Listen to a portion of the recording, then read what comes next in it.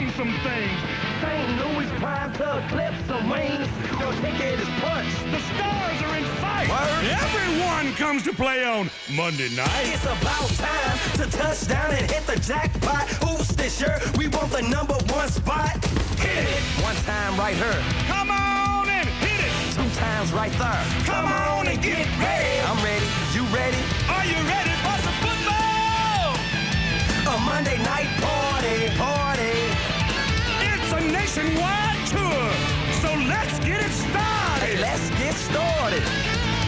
Players at the ready. Alan John at the mic. All my rowdy friends are here for Monday night. Monday night. On this mid-October Monday night, you're looking at the Gateway Arch, 630 feet above the Mississippi River in St. Louis. And this is pretty much the gateway to the NFC West. The Edward Jones Dome as the St. Louis Rams come out onto the field before the lights get turned up to take on the Atlanta Falcons on Monday Night Football. Al Michaels with John Madden and Lisa Guerrero. Welcome to St. Louis, where at this point of the season, the Rams are a little bit of a mystery. They lost on opening day, then they won their second game against San Francisco, then they lost to Seattle, beat Arizona. Now they come off a bye week, 2-2. Mark Bolger is now the quarterback after Kurt Warner got benched in week 2. Marshall Faulk has a broken hand and won't play for 3 weeks. But don't discount this team. They're still very explosive. They can get on a run, and it wouldn't surprise a lot of people to see them play deep into January. The Falcons, on the other hand, suffered a terrible loss during preseason when Mike Vick broke his leg. He was the emerging star in the league. They beat Dallas on opening day, but now they've lost 4 straight. However, if they somehow muster up a win tonight and then go home and beat New Orleans and then have the bye week, Vick figures to be back by November 2nd, so don't count them out of it. John, first, the Rams. It is now Bolger's team. Warner is the backup. How does that change the dynamic in St. Louis? Well, you know, after that first game you're talking about against the Giants, Mike Martz had to do something with Kurt Warner because you could see that he didn't have confidence. Mike Martz didn't have confidence in him. And everyone has confidence in Mark Bolger because they know what he can do because he did it last year. So all he's doing is coming back and saying, okay, let's get this thing settled out. And you talk to all the players. You talk to Isaac Bruce. You talk to Torrey Holt. They think this guy's something special. Now, they're a little different. I mean, they're not that fastest show on turf and that whole thing. They're a much more balanced offense now. Now, as far as Atlanta is concerned, it's interesting to note there are only 5 teams in the NFC with winning records. 2 teams last year, the Jets and the Titans, started out 1-4 and made the playoffs. So if they can win tonight and win next week, as I say, and then get Vic back, they'll be back in it. But how do they come in here as a big underdog and beat these Rams tonight? You know, that's a tough thing. I mean, after they lost Mike Vick, I think that just took all the air out of it. And then they had a real adjustment. I mean, they had Peerless Price coming in as a new receiver. They had to make that adjustment anyway. Now they go to Doug Johnson, who is a totally different quarterback from Mike Vick. I think last week, if you look at the Minnesota Viking game, they started to look like some of the pieces were falling into place. Now they can come, Dan Reeves could say, look, if we go out and play the whole game the way we did the first half against the Minnesota Vikings, we could have a chance here tonight. And they'll have to do it in the insanely loud dome here in St. Louis, and they will turn the lights up when we come back. Tonight's quarterback coverage is brought to you by State Farm.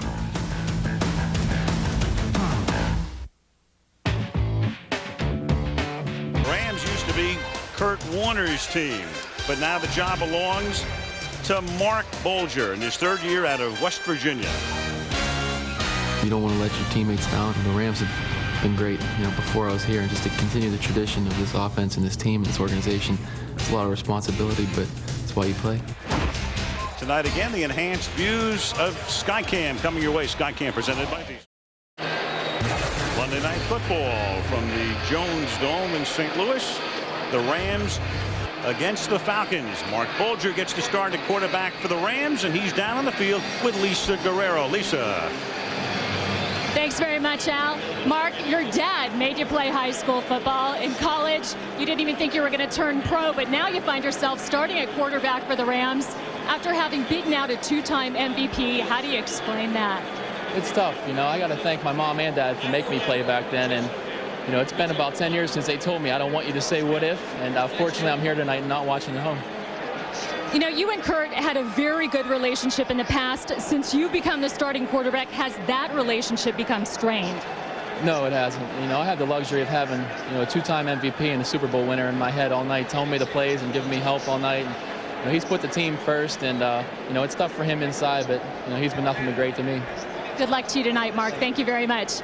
Al, Mark Bulger is 8-2 as a starter, but he is a perfect 7-0 here in St. Louis. He hopes to extend that streak tonight. And the Rams, Lisa, over the last 2 years have won 8 straight here. 2 this year, 6 last year. Dan Reeves, his 23rd consecutive year as a head coach, 7 now in Atlanta.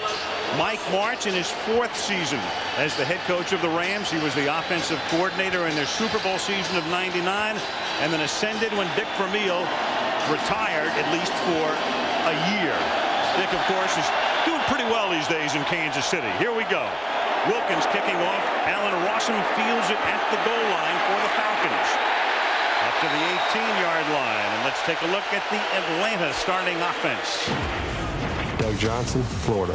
T.J. Duckett, Michigan State. Justin Griffith, Mississippi State. Peerless Price, Tennessee. Brian Finneran, Villanova University. Algie Crumpler, North Carolina. Bob Whitfield, Old School. Travis Claridge, Fort Vancouver High School. Todd McClure, LSU.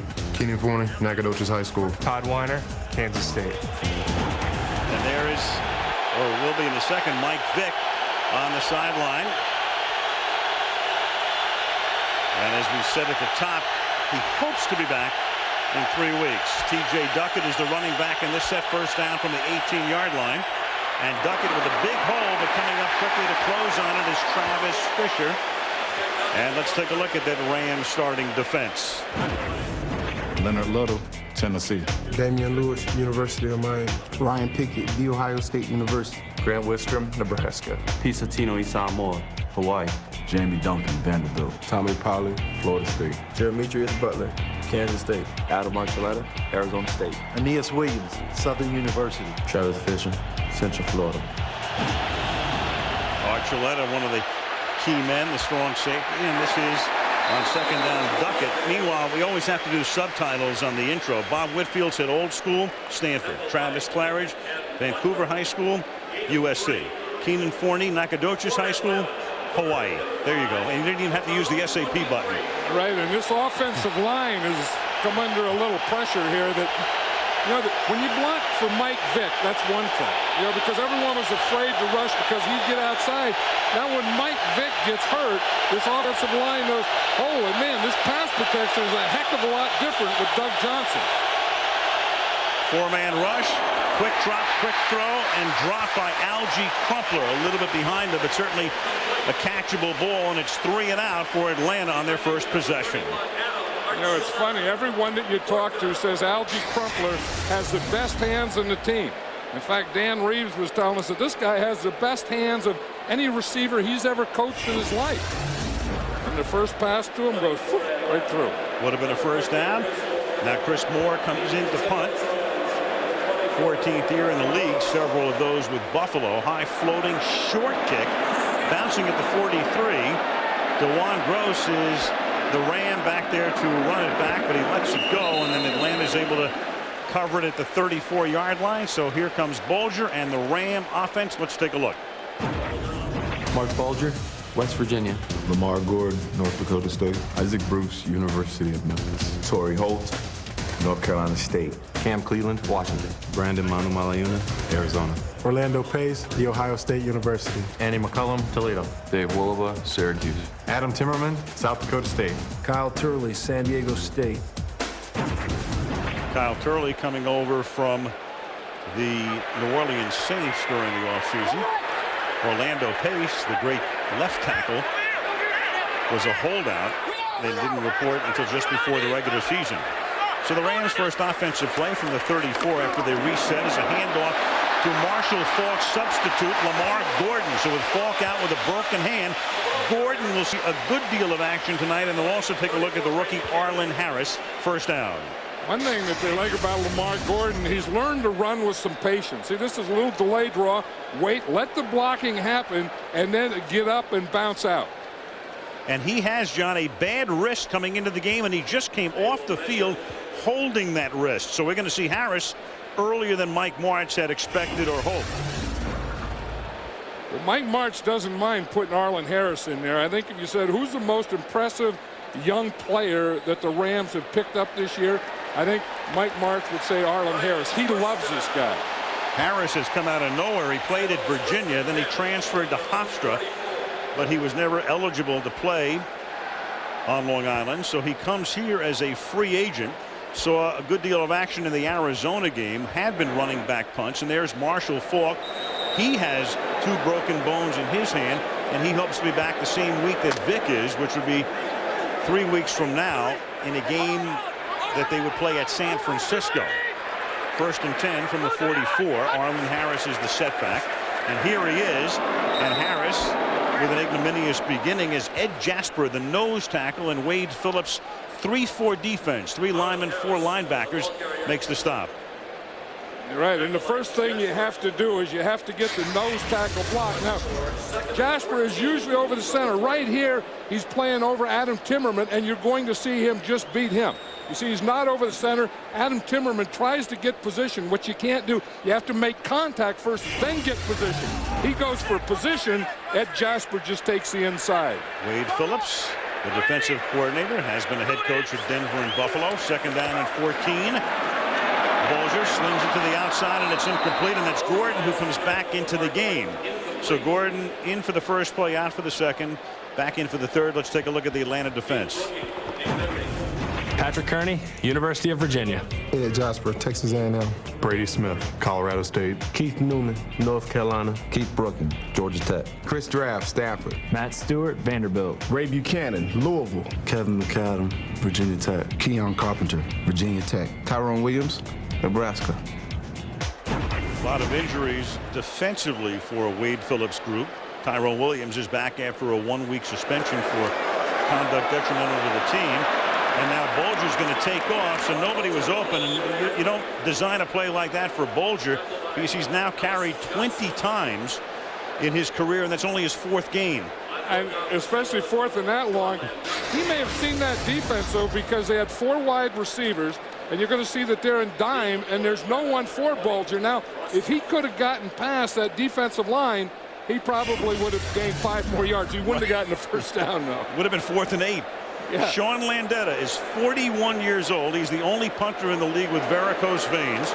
And Alan Rossum is back to receive for Atlanta. Short kick.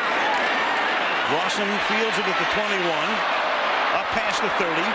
And hit hard by Archuleta at the 31. So Archuleta will hit you hard out of the defensive backfield and on special teams as well.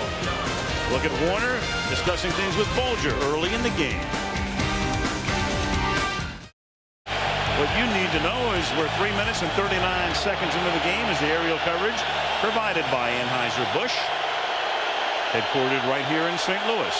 No score, 2nd possession. Doug Johnson, the quarterback, out of Florida, where he played for Steve Spurrier, and going deep and has a man and too far for Peerless Price, who came over from Buffalo to become their primary receiver, and he was out in front, but it's 2nd and 10. You know, and that's the type of thing, you know, at Dan Reed's team, when he gets his change of possession and then he gets a 1st and 10, this is the time to play pass. So he goes play action pass. Peerless Price gets a step right there in that cover 2, and they hit him in that hole between the corner and the safety. Doug Johnson really made a pretty good throw there, because he has to throw it to that hole in cover 2.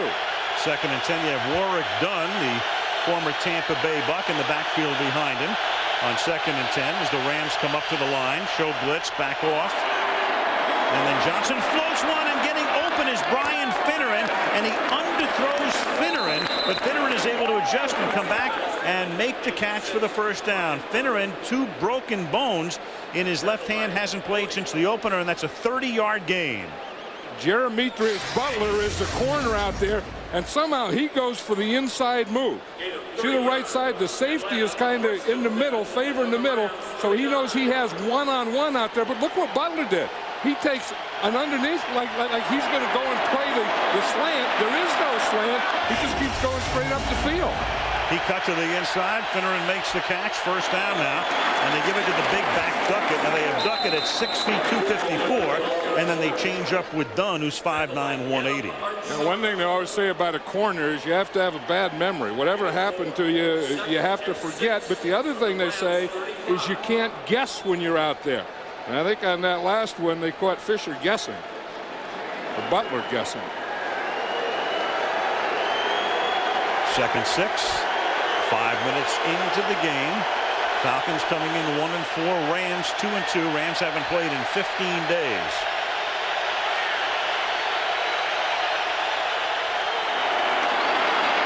Duckett gets tripped up and then moves to the 30-yard line. Doug Johnson, and you know nothing about him were it not for Vic's injury, but he was a 2nd-round pick of the Tampa Bay Devil Rays and played 2 years of minor league baseball. Played for Spurrier at Florida. And he got married on the same day that Michael Vick got drafted. He'd already been at Atlanta. He was a backup there. He said, "Can you believe it?" I said, "What did your wife say?" She said, "She didn't give a damn. It was per day." That was the least of her worries. When she was getting married, she had other things going on. 3rd down and 1 from the 30. And Duckett plows ahead and picks up enough for a 1st down. That'll move the chains. He gets to the 28-yard line.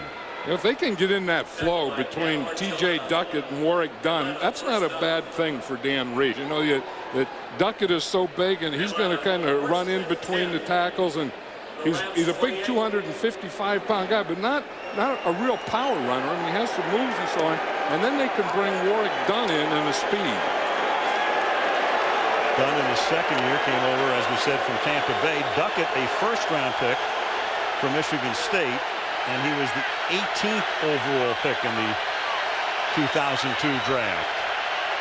From the 28, Duckett plows ahead. You know, Doug Johnson is a very confident guy. Some guys just have that mindset of, you know, I'm happy to play and I'm not going to be number 1. But Johnson clearly at some point wants to be a number 1 quarterback. And John, he showed enough last year when he came in for the injured Vic, and he had a great game against the Giants and beat them in the Meadowlands. But, you know, it's going to be a different game plan when you have Doug Johnson in. I mean, all the things that Mike Vick can do and does, that's not what Doug Johnson is. Doug Johnson is kind of the total opposite of Mike Vick.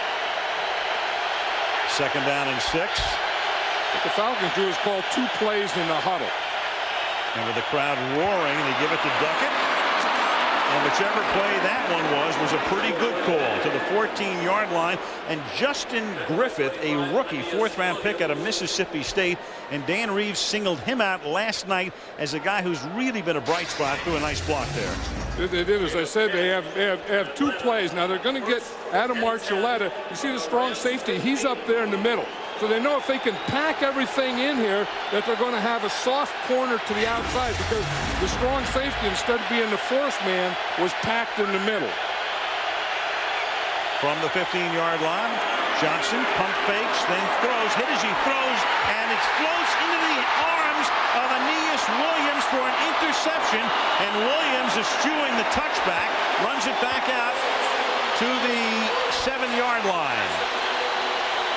So Aeneas Williams with the interception in the end zone, and they're actually going to spot it back at the 1. But the Rams have the ball. Williams spent most of his career with Arizona, but that's his 52nd pick.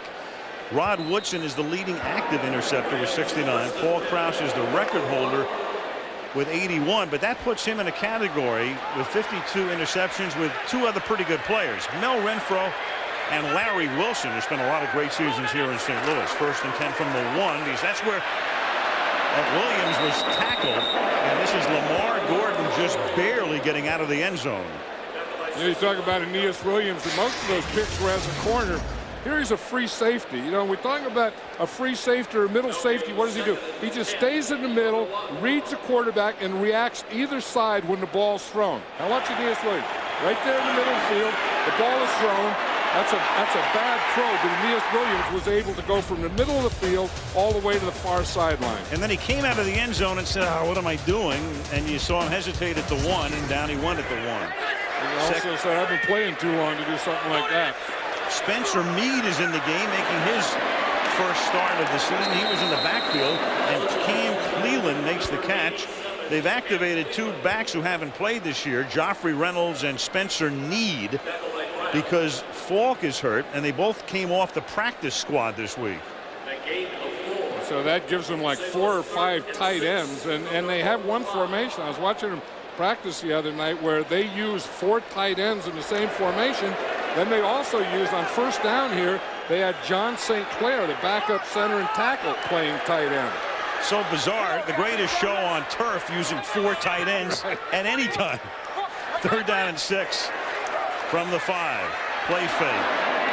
Fired, caught, 22-yard line. He goes to the money man, Isaac Bruce, and that is what the crowd is chanting. And they come out of the shadow of the goalpost to a first down after a 17-yard gain. And the greatest show on turf still has this guy. One of the best, one of the all-time best. I mean, he can run this route better, this in route better than anyone that I've ever seen. And you say, well, what did he do there? What's so special? Well, it's getting up the field, pushing the defense, finding the hole, going in, and working back towards the quarterback. And doing it with speed and quickness. 1st and 10 from the 21, and a little jump by Ed Jasper. Bill Levy is the referee tonight, and this will be his first call of the evening. See what Ed Jasper did? The first thing he did is hit himself in the head. That means you did it. Number 95 defense. 5-yard penalty. First down. Yeah, if you were trying to get away with one, that would be the ultimate indication. It's me. Usually, if you're trying to get away with one, you start pointing at the other guy. When you're the nose tackle, you're lined up right over the ball, and you do it. You say, well, that was really stupid, and you just hit yourself in the head. He knew he had no chance. 1st and 5 now from the 28-yard line, and the ball is given to Gordon with a massive hole through the middle, and Lamar Gordon out of North Dakota State to the 47 on a 20-yard pickup, and Marshall Falk can appreciate that move. Yeah, that was right up the middle. Once center Dave Wallabaugh, he's going to get 2 here. The first thing you have to do, if you're going to run inside, you have to get that nose tackle block. You see, he gets him blocked, then he comes up on that second level and just gets a little piece of that linebacker to let Lamar Gordon get through. First down at the 46 on a drive that began back at the 1-yard line. A little toss to Gordon, and then it's juggled by Bruce, and he's going to throw, and it's caught at the 30-yard line by Torrey Holt. So the greatest show on turf, and that's part of what's in the back of that playbook. That's what Mike Martz is showing you. You don't think we have it anymore? I'll show you something. You say, this is a heck of a play by Isaac Bruce, because it's not a good handoff here from Lamar Gordon. He kind of pitches it to him, then it's fumbled a little, so he has to catch it, bring it under control, find Torrey Holt, and then get it out there. That is Isaac Bruce's first pass since 1996. And he hasn't forgotten how to do it. So he throws one on 7 years rest. The last pass he threw was intercepted. Clock down to 0, but there's no flag. And then Bulger throws, and that's caught at the 18-yard line by Bruce. And he's out of bounds at the 17. And let's check in quickly with Lisa. Hey, Al. You know what? Isaac Bruce makes a living catching and, I guess, receiving passes and throwing passes, but he received a very special thing in the offseason. He got his college degree in August. After 10 years of being out of school, he went back to Memphis and received his bachelor's in professional sports business management. He said that in the offseason, he wants to use that diploma to become a substitute teacher. Isaac Bruce, he's quite a fellow. They call him the Reverend. That's his nickname. Mike Martz gave him some time off to go down and accept that degree at Memphis. And now on first down, it's Lamar Gordon going nowhere. He's tackled there by the inside linebacker, Chris Straft. You know, I was talking to Kurt Warner the other day, and we were talking about game plans and what they try and do. And he said, you know, every week we come in and say the same thing. We have to get the ball to Isaac Bruce more. He said, you know, that you get in a game and you know how great he is, and then you look and Torrey Holt caught so many tight end in the back, and you didn't get the ball enough to Isaac Bruce. He said, every week we start off, this week we are going to throw the ball to Isaac Bruce more. Hall of Fame career as far as I'm concerned. I agree with you. 2nd and 10. You saw Kurt Warner calling in the play that he receives from March to Bulger, and that play is a pass to the outside intended for Cam Cleland that is incomplete. The pressure put on by Keith Newman forcing Bulger to throw errantly. You know, Kurt Warner kind of likes this, he says, because, you know, obviously he wants to play. I mean, he's a competitor, he said, but at least Mike March gives him the play, and he calls it in and talks to Mark Bulger. And he said, at least that keeps my mind in the game. It keeps me thinking about the game, what I would do, thinking about the play. He not only gives Mark Bulger the play, he also gives him a coaching point or two. 3rd down and 10. They empty the backfield, spread it out. Have to get to the 7 to convert. That's caught at the 10 and dropped there was Dane Looker. He makes the catch, but Ray Buchanan comes up to make sure he didn't get enough of the 1st down, and now Jeff Wilkins will come in for a short field goal attempt. And the Rams had 4 wide receivers in there, and Dane Looker was one of the slot guys. He was trying to run that cross, but he couldn't get it up to the 1st down marker. Jeff Wilkins, a 28-yard attempt. Wilkins on Monday Night Football is 17 of 17. Amazingly, though, he missed 2 extra points in one game a few years back. 28-yard attempt. Dane Looker to hold it, and that kick is good. A little dicey, but just inside the left upright. So the Rams march from their 1 into field goal range and lead 3-0 over the Falcons. And the Kansas City Chiefs will go into that game 6-0. Great rivalry resumes. Kansas City at Oakland. Here's the kickoff, and it's a bouncing ball that goes out of bounds, and that'll be taken by Atlanta at the 40-yard line. So Wilkins off out of bounds one. By rule, the ball is placed at the 40-yard line. 1st down, Atlanta. Off the surface, and Atlanta will take over at the 40 with 1:17 left in the period. 3-0 Rams.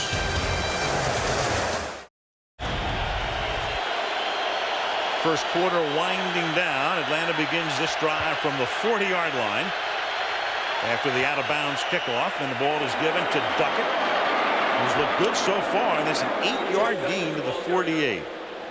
You know, when you weigh 255 pounds and you get that 255 pounds leaning forward, and there's a little slot there, you're going to gain about 5 or 6 yards every time. 254 is the listed weight. And you think about it, John, he's only about 55 pounds less than the average offensive lineman. They have a very light line, 2nd lightest in the league to Denver. Right, he has the size of an offensive lineman or a tight end at least, but he does have the feet of a tailback. 2nd and 2 from the 48. Play clock down to 1 as Johnson hangs in the pocket, then throws, and that is almost intercepted. Good double coverage there. Butler had him first, and then Aeneas Williams with safety help, and intended for Peerless Price, and it will be 3rd down. Yep, and that was an audible there because what they did is they had 8 men up, so they figured anytime they get that 8th man up, that they have Adam Archuleta up there blitzing, that it's going to be man-to-man out there, and they want that matchup. The only thing is they got the matchup, they got the one-on-one, they picked up the blitz, but Peerless Price didn't beat Jeremiah Butler. 3rd down and 2 from the 48-yard line. Johnson throws too high at the 50-yard line, intended for Finneran. So they get 8 yards on 1st down, and this team has had a terrible time on 3rd down. They're worst in the league. Part of the reason is that man is in street clothes. And so they go from 2nd and 2 to 4th and 2. That's what Doug Johnson was talking about last night. He said, I can't figure it out. He said the stats say on 1st down we're the best, and on 3rd down we're the worst. Something must happen. Well, we just saw what happened. You got to complete the ball on 3rd down because that wasn't a 3rd and long. Chris Moore punting. Dane Looker back to run it back. Angled floating kick. Looker's going to call for a fair catch, and he makes it at the 16-yard line. 14 seconds remaining in the period. St. Louis taking over deep in its own territory, and the Rams up 3-0 at home.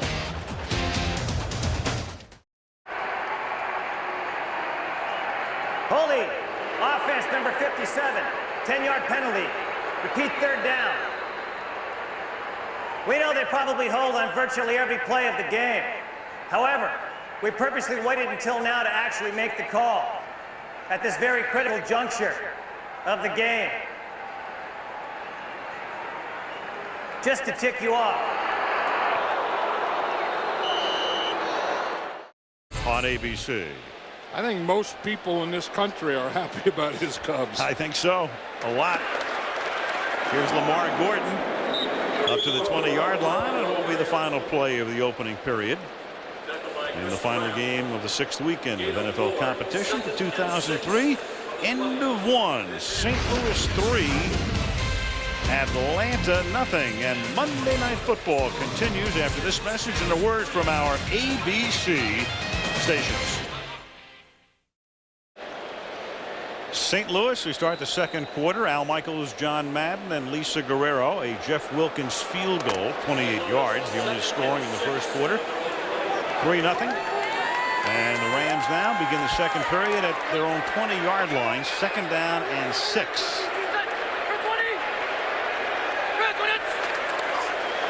Gordon swings to the outside. And as he turns the corner, Tyrone Williams stops him. 3rd and 3. Let's check in with Lisa. Al, I have an injury report for you. The Falcons defensive end Travis Hall, number 98, has just been carted off the field. According to the Falcons, he has a badly bruised right shin. He's going in for x-rays right now, and I'll have an update for you as soon as I can get one. And Lisa, they don't have much depth. They have Smith, Jasper, and Kearney up front. Then they had Hall and Ellis Johnson as the only backup down lineman. Right, so they are a 3 defensive line team. But now on their roster out here in the field, they only have 4 defensive linemen total. 3rd down, 2, long 2. Pressure put on Bulger, but he gets it away. Pass is caught, and then Torrey Hall was dancing along that first down marker, as you could see, and does get across the yellow line for a first down, stopped by Kevin Mathis. You know, one thing about Torrey Holt, as he comes across the field, he will make adjustments.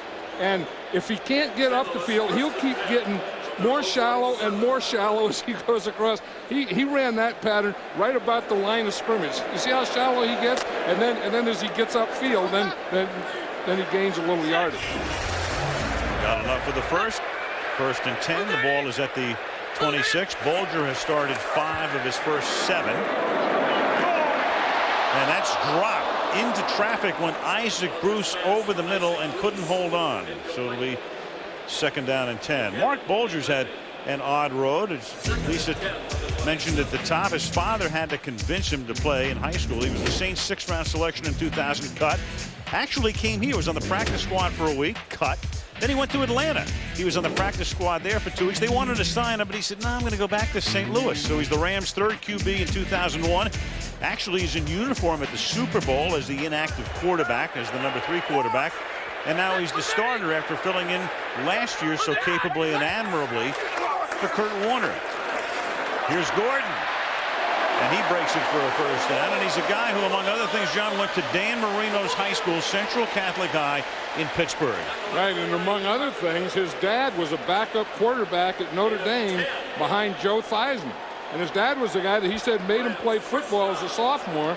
The first play he got in there, he broke his collarbone, didn't play as a sophomore, didn't play as a junior. The first year he really played football was his senior year in high school. And he gets drafted, as we said, by New Orleans. And when he winds up in Atlanta, he is actually on the practice squad there. And Doug Johnson is one of the quarterbacks. Johnson was behind Chris Chandler at that point. 1st and 10.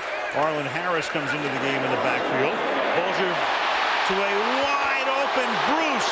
Mathis was nowhere close, and Mathis, who got burned so much last week against Minnesota and had his fill of Randy Moss, now gives up a 33-yard reception to Isaac Bruce. And that's the thing that Isaac Bruce can do so well, is separate. The Falcons come on a blitz. Here's Isaac Bruce, and he's going to come up here and run an in. And you see Mathis is trying to run with him. Once he gets that inside move, look at that separation. I mean, he put his left shoulder into him, then he took a step, and when he took that step, there was about 5 yards of separation right there in one step. They called it, what, Separation Saturday in college football this week? This is Separation Monday.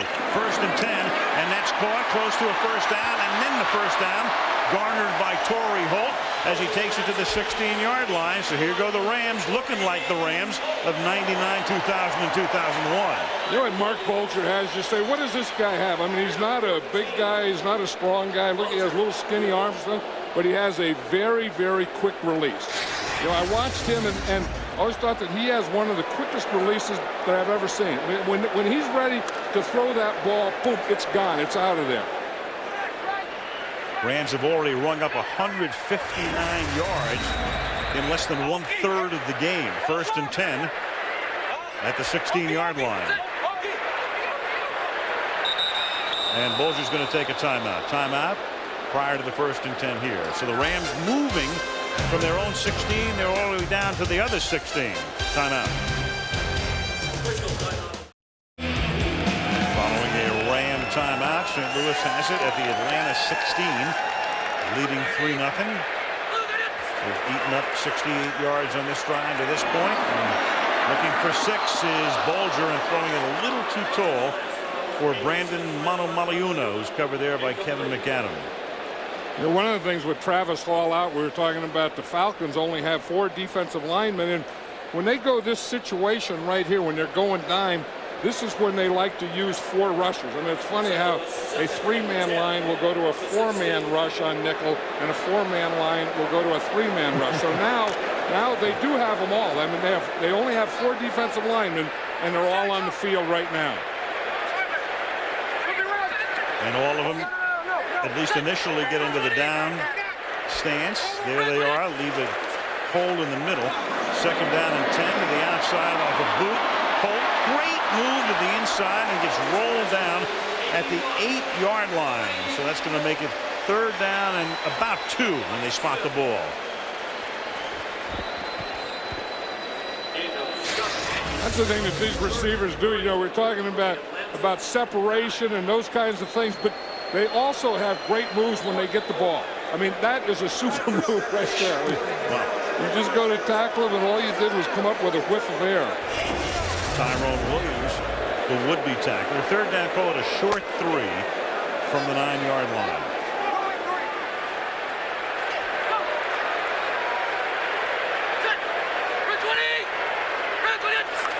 Clock down to 1. They give it to Gordon, and Gordon moves forward and is very close. Looks to be a little short, which will present the first big decision of the game for Mike Martz, if indeed they are short here. Just knowing Mike Martz, if they are short, they're going to go for it. We talked earlier about how they had John St. Clair at tight end. He was at the tight end on that last play, and they ran in behind him. Also said how they have a formation where they have 4 tight ends. I wouldn't be surprised to see that if they don't get the 1st down. Close enough for Bill Levy to measure, and as you can tell, the yellow line is unofficial, but it's close enough. You get the idea. And they'll be about a little bit less than the length of the football. And of course, every crowd at every level of football of all time wants you to go for it. Always, yeah. And then if you don't get it, then they go get a hot dog. But Mike Martz is the type of guy that usually will go for it. Imagine a crowd chanting field goal, field goal. Gordon and Spencer Mead are in the backfield, 4th and inches, so they will come up with just one wide out and an offset eye. Isaac Bruce is split to the left. They send Mead in motion. They toss it back to Gordon, and Gordon won't make it. So a little trickery there with Mead going one way, and Keith Newman is there on a slow developing play, 4th and inches, instead of bulling straight ahead, and Wade Phillips says yeah, and Atlanta says yeah. They have a good offensive line. They didn't have to do that. Not at all. Stand inside the 10 from the 7, and we'll go back and take a look at that 4th down play in a second. Here's Duckett. John, I'm wondering, Mike Martz he's like a mad genius, but sometimes do you out-genius yourself? I mean, you got fourth in the length of a football. A sneak would do it. I think so on that play. I mean, they don't even block Keith Newman here. You see, I mean, they try and get some kind of pitch here, and I think what they're trying to do is get the defense to come here and pitch it out to that side. But as you say, it's 4th and inches. They have a good offensive line. They're big and they're strong. Why not just power that thing in there for the first down? Exactly. You've got Gordon, who looks good. You had Bolger, who needed the length of the football. Now they give it to Warwick Dunn in a lot of traffic. And he's able to slither his way up to the 13-yard line before he's tackled by Art Chaletta. And I agree with you that, you know, sometimes you just outthink yourself. And you think, okay, now here they're going to do this. They're all going to bunch in there and what we call gap goal line smash. And we can fake in there and then just get it to the outside and walk in for a touchdown. When maybe just do the simple thing, just pound it in there, get the first down, and then go on from there. Sure, take the snap. Quarterback does it, or Gordon does it. 3rd down and 5 from the 13-yard line.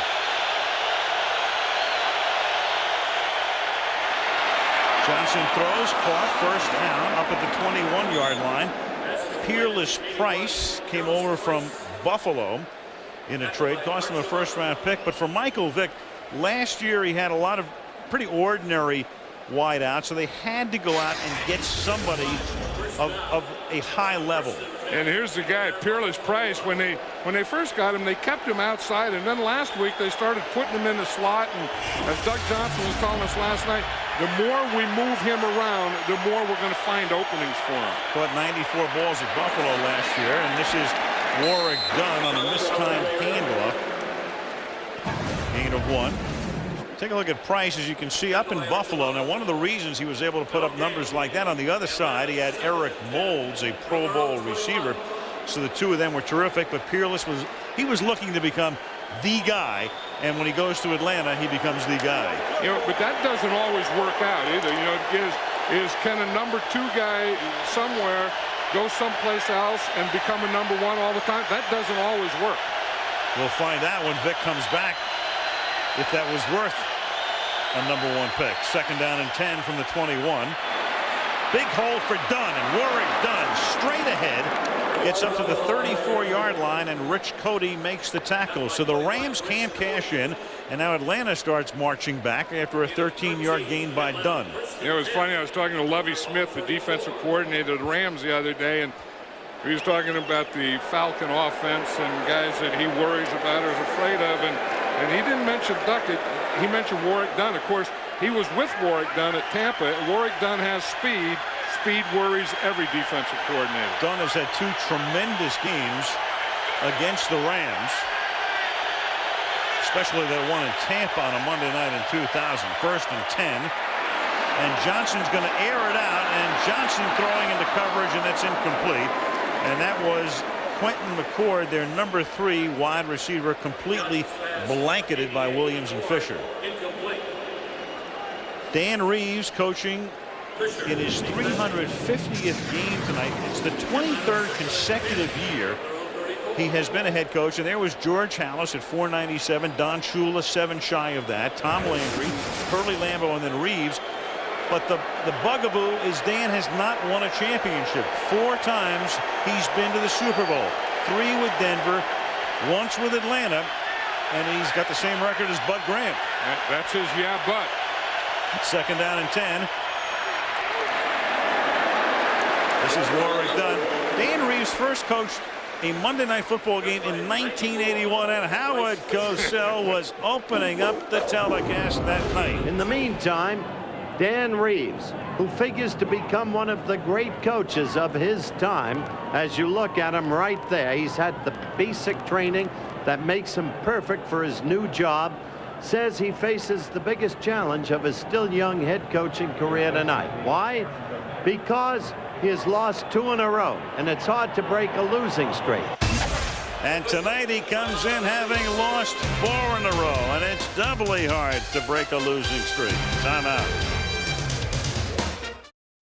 Next week. 3rd down and 8 now after the timeout call by Atlanta. Warwick Dunn is the sole back here.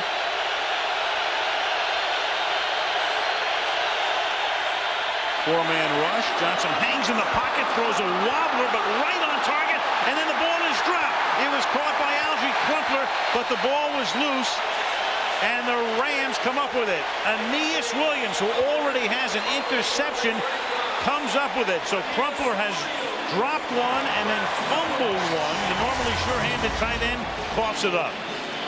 Here he is. You see him in the slot, and he's just going to run that in pattern. He catches the ball, shows those good hands, then he goes to put it away, and it's not only recovered by Aeneas Williams. Watch him here. He comes in, and he's the guy that knocks it out right there. It's the 18th time in his career he's recovered an opponent's fumble to go with the 52 interceptions. Number 52 came tonight. 70 takeaways. So he gets an interception tonight. He gets a forced fumble and a fumble recovery. And when the Rams win the turnover battle, they are extremely difficult to beat. From the 42-yard line, here's Bulger going deep. Incomplete. Was that incidental contact? It was, covered by Kevin McAdam. Most teams are tough to beat when they win the turnover battle. The Rams particularly so. Illustration coming up right here as you take a look at St. Louis. Since 1999, the Super Bowl year, when they have the advantage, unbeaten. 22-0. 12-2 when they're even. 12-20 when they give up more than they get. You know, the other thing is we just saw the problem that Mark Bulger has. We're talking about his quick release, his accuracy. He throws a short pass well. He throws that medium pass well. He does not this year throw the deep pass well, and we just saw an example of it. Second down and 10. This one mid-level, and this is not caught. Incomplete. Isaac Bruce couldn't hold on. He will be third down and 10. This is coming into today. And last year you can see he had a 120.6 rating when a pass travels more than 20 yards beyond the line of scrimmage. But this year, coming into tonight's game, there it is. 2 picks, 2 completions, and a 3.6 rating. We talked to him about that, and he said that he's just too quick, that he's not putting enough air under the ball, and he's getting rid of it too quickly. Third and 10, and this one is caught at the 50, and reaching and lunging is Dane Looker for the first down. Great presence to stay in bounds and know exactly how far he had to go with a marker on the sideline there, reaching across and turning what would have been a 4th and 2 into a first down. Remember the last time they were going the other way in the first quarter, and they throw this same pattern again to Dean Looker. He's in the slot there, and he didn't get the first down. This time he runs that pattern a little deeper. He gets the ball right there. Now he knows that he has to turn up and just extend and get the ball past that first down marker. That's a heck of an effort there. Great move. Mathis couldn't bring him down by the back of the shirt. Now they run draw to Gordon. And Gordon picks up a couple to the 45-yard line, under 5 minutes to play in the half. Bruce getting a breather here. You know, we were talking about Isaac Bruce, and we saw that one shot where he was separating from Kevin Mathis, and that's one thing as I watch the NFL now in the passing game, and maybe it's the West Coast offense, you don't see wide receivers getting a lot of separation. This guy is one that still does. And Bruce has been around so long, he was a Los Angeles Ram. Last year in LA was 94 for this franchise. And that is thrown inside the 30 to Torrey Holt, who makes the catch for another first down. 16 yards for Torrey Holt, who is now hauled in 4. Make it 5 tonight for 65 yards. Yeah, and they don't have Marshall Faulk. Kurt Warner's not playing. They have Mark Bulger, but they still have these 2 guys. I mean, when you have Isaac Bruce on one side, Torrey Holt on the other side, you can do some damage to any defense. Well, this offense has now run up close to 200 yards in the half, but they have only a field goal to show for it.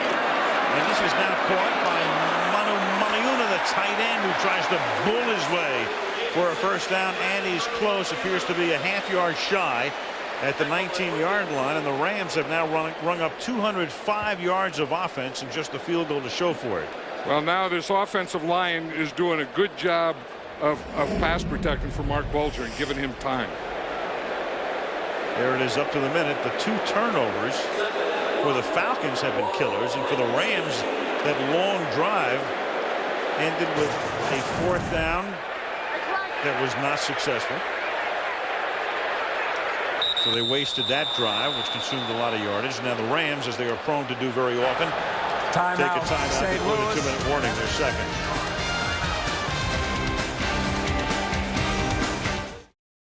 Travis Hall, we reported before, went out to have his shin x-rayed, and as you can tell, it came back negative. There he is. He's in the game. It's 2nd down and 1 from just inside the 20-yard line, and a little stutter step here by Gordon, and he is stopped well short of the line of scrimmage, or at least the first down marker again by Keith Brooking.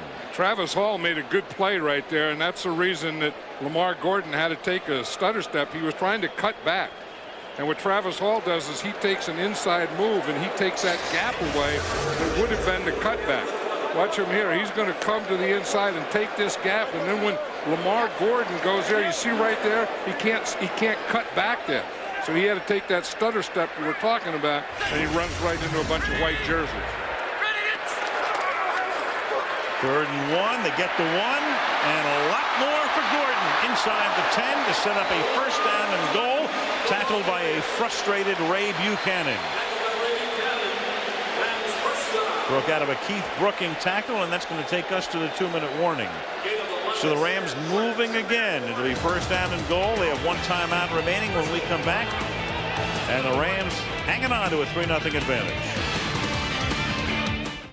Then they have the bye, and he hopes to be back November 2nd against Philadelphia. Yeah, it was interesting last night. He was telling us that he hadn't taken any drops yet, and then in the pregame, or before the pregame, we saw him out here taking some drops. Now the Rams on 1st and goal. Bolger throws, caught 6-yard line, and getting to the 3-yard line and making it 2nd down and goal is Torrey Holt. So Holt having a nice half as he has caught 6 balls for 71 yards. Yeah, he just enjoys playing, doesn't he? I mean, he's the type of guy that'll stay after practice and and catch passes from anyone that'll throw him, catches them off the jugs machine, and just his pass catching is an art form for Torrey Holt. Look at his fingers the other day, and he's dislocated every finger on both hands numerous times. And look at this as Mark Bolger on a sneak goes right through the middle, and the Red Sea, the Falcon Red Sea, just separated for Bolger. And this guy in his career has carried the ball 5 times for gains. One tonight was a 2-yard pickup on a busted play, and this is his 4th touchdown as a rusher. Remember that 3rd and long that he did the same type of thing? I bet that was some kind of automatic, that if you get in there and there's no one covering the center and there's no linebacker there, just take the quarterback sneak. And Wilkins for the extra point.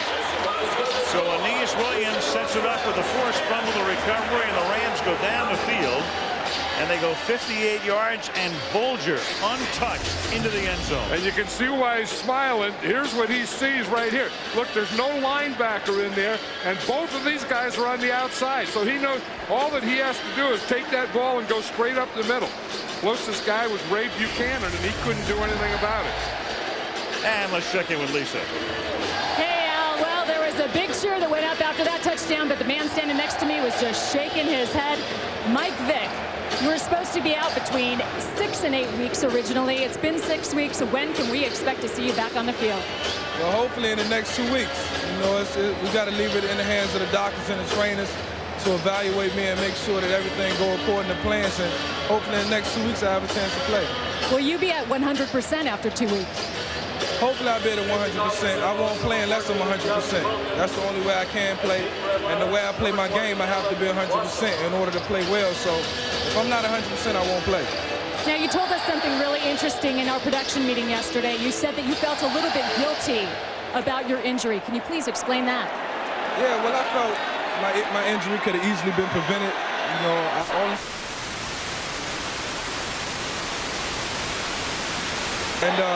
I took it upon myself when I held it in my hands, and I told my teammates, that I was sorry and it was my fault.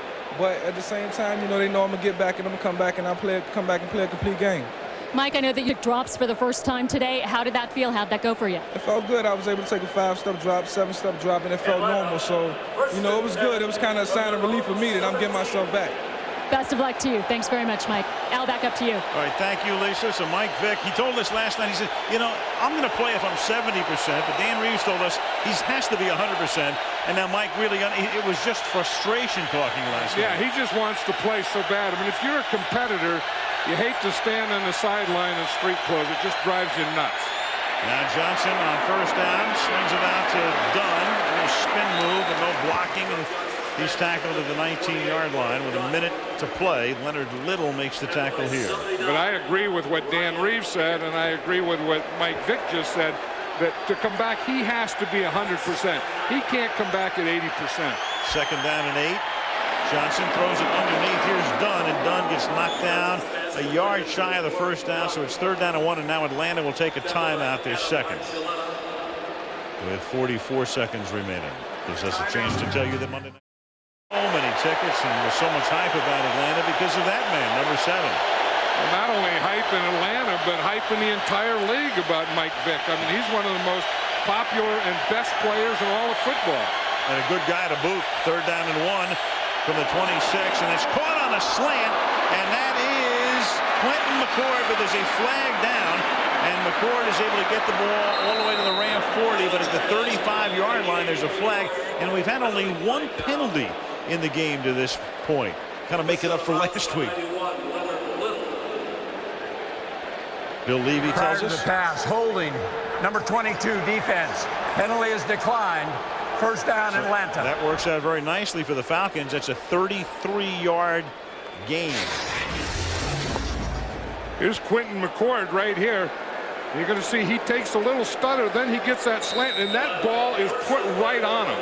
And then he's able to just keep running across the field, and the Rams are going one way, and Quentin McCord was going the opposite way. Travis Fisher held him and then lost him. And the ball's at the 41, and it's a 1st down now for Atlanta. They have 1 timeout. And that is incomplete. He had McCord open, but couldn't get it to him. 2nd down. Now you want to get the ball out of there quickly, but that was a little too quick. I mean, that ball was thrown before McCord was ready to make that break. Now, those are all the things you have when you have a backup quarterback. It just takes so much time. I mean, every route, his steps have to go with the route, the drop, the whole thing. And there's so many things to coordinate, and so tough when a backup quarterback takes over. 2nd and 10 is still about 7 or 8 yards out of Jay Feely's field goal range. And they're going to pick up the needed or necessary yardage to the 32, and now a timeout is called. Dunn makes the catch, so you've got 3rd down and short coming up here with 21 seconds. Creating a very interesting situation, because if for some reason you can't stop the clock and it goes to 4th down, you can't spike the ball at this point. So you're going to have to pick up a 1st down or make sure the clock doesn't start running, because you can't spike it and get the field goal unit out. No, I think that's the thing, that they have to get a 1st down in this situation. That you don't look to go downfield. The situation you look for, if you're going for it on 3rd down here, then you have to get the 1st down. I mean, you can throw it in the end zone, you can throw it to the sideline, or if you just have a play. I mean, if I had a play that I really felt strongly about, just a 1-yard or 2-yard pass, that's the play I would call in this situation. 3rd and 1. They're perfect with 1 yard to go, but 2 or more yards to go on 3rd down. They're awful.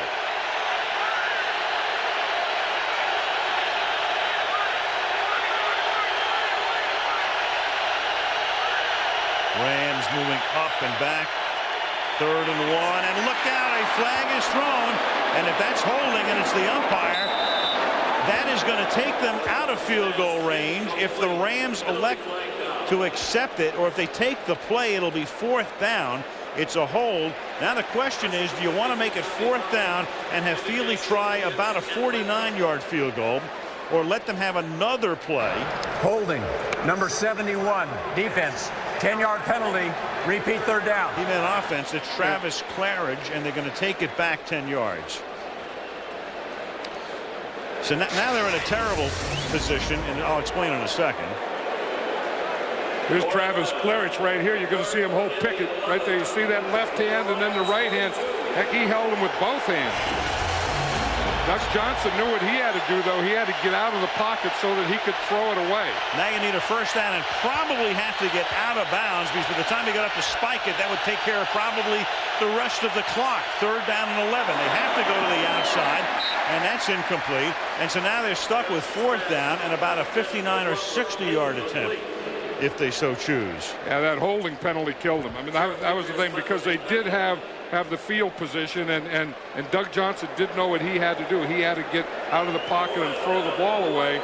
The only thing is, as I said, the holding penalty is the thing that killed him. Yeah, 59 yards. Morton Anderson is the team record. There's Feely's numbers on the season. This is going to be a 59, make it a 60-yard attempt. They'll spot it at the 50. But the worst thing that could happen to them was a sack or a penalty, and that's exactly what happened. 60-yard attempt. Chris Moore to hold. Blocked. Recovered by the Rams at the 50, and with 2 seconds left, Bulger, if he so chooses, to launch one, and knowing Marks, he'll launch one. Oh, you have to launch one in this situation. Change of possession is automatic timeout, and then, of course, we know that the half or the game can't end on a defensive penalty, so you can throw that deep one, hope you get it, but if not, you know that there's always a possibility of the defensive penalty. That's number 49. Angulo just came straight up the middle. Watch him right up the middle. He really got up there, and he didn't even have an illegal leap, did he? We know all about that after last week. He just got a push and got up in the air. Keon Carpenter is playing goalie for Atlanta. He's back at the 5-yard line.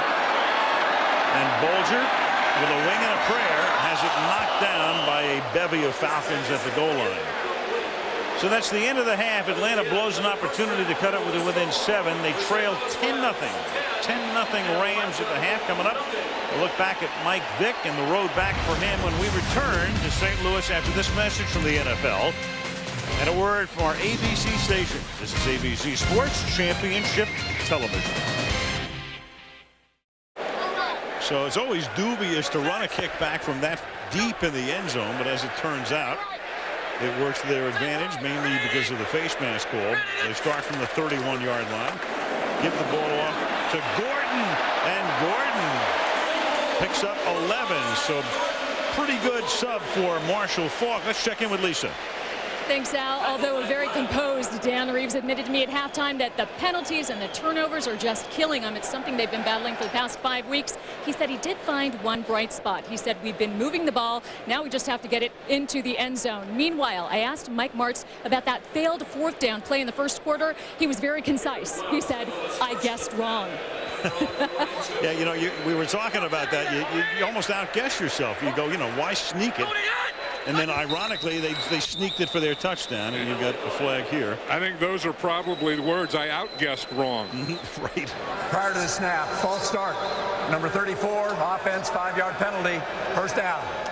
That's the first penalty of the game against the Rams. And if you look, the Falcons only had 3 penalties. I'm not exactly sure what Dan Reeves was talking about. I think he was mainly talking about that one at the end of the half, that holding call. That was the killer. Yeah, because they got in field goal position there. And then the other thing was that interception when they were going in the other way. Since then they didn't do anything after Aeneas Williams got that interception. 1st and 15 from the 37-yard line. Bulger, great protection, fires to a wide open Bruce. And Isaac Bruce gets to the 36-yard line. And again, John talked about that separation. Here's a guy probably going to the Hall of Fame. And how does he get that free? 26 yards. Because he just knows how to do it. He runs squares. He doesn't gain any yards once he makes his break. Watch, he makes a break, and then if he does anything, he works back to the quarterback. And you say, how can that middle be that wide open?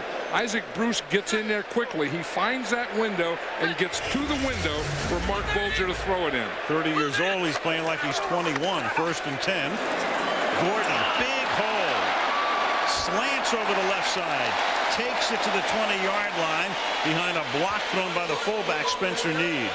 16-yard carry. The other thing that Lamar Gordon has learned, and he's kind of learned it from Marshall Faulk too, is you have patience to the hole and explode through the hole. Now watch him here. He's going to run to the left. Patience, let your blocking happen, let everything go, and then boom, then explode right through the hole. That was a perfect example of patience to and explode through. There's the explosion. Out of North Dakota State. As Falk looks on.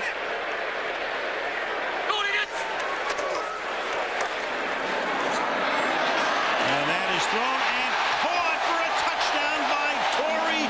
Big play hole. In between two defenders, 21 yards. That was Mark, big play, Bulger throwing that. That was a heck of a throw because, as you say, Al, that was thrown into double coverage. And that ball had to be in that one spot, the only spot that it could be. Watch Torrey hold here. He's the inside receiver. He's going to run. He's going to run a corner. He starts up, then he goes to the corner, and Mark Bulger throws a perfect pass. Great pass protection. I'll tell you, this started in the second quarter, this pass protection, whether the Falcon defense is worn down or not, but the Rams have had excellent pass protection. Tyrone Williams was the corner. Keon Carpenter coming over late from safety. Wilkins bangs it through, so they open up the period with a drive that takes just 2:44. 4 plays, 69 yards, 17-0 Rams. The team's up 17-0, and Bulger has thrown for 185 yards. Gordon, a nice night on the ground with 89 yards, and Torrey, big play hole with those 7 catches, including the last one for 6 points. Yeah, that last pass by Mark Bulger was as close to a perfect pass, I think, as you'll ever see. Beautiful. Right there in the corner as Allen Rossum runs it back to the 23. Kind of reminds you of the way Kurt Warner used to put him in there, John. Exactly. It kind of reminds me of something I'd like to watch on the clicker. We just started here.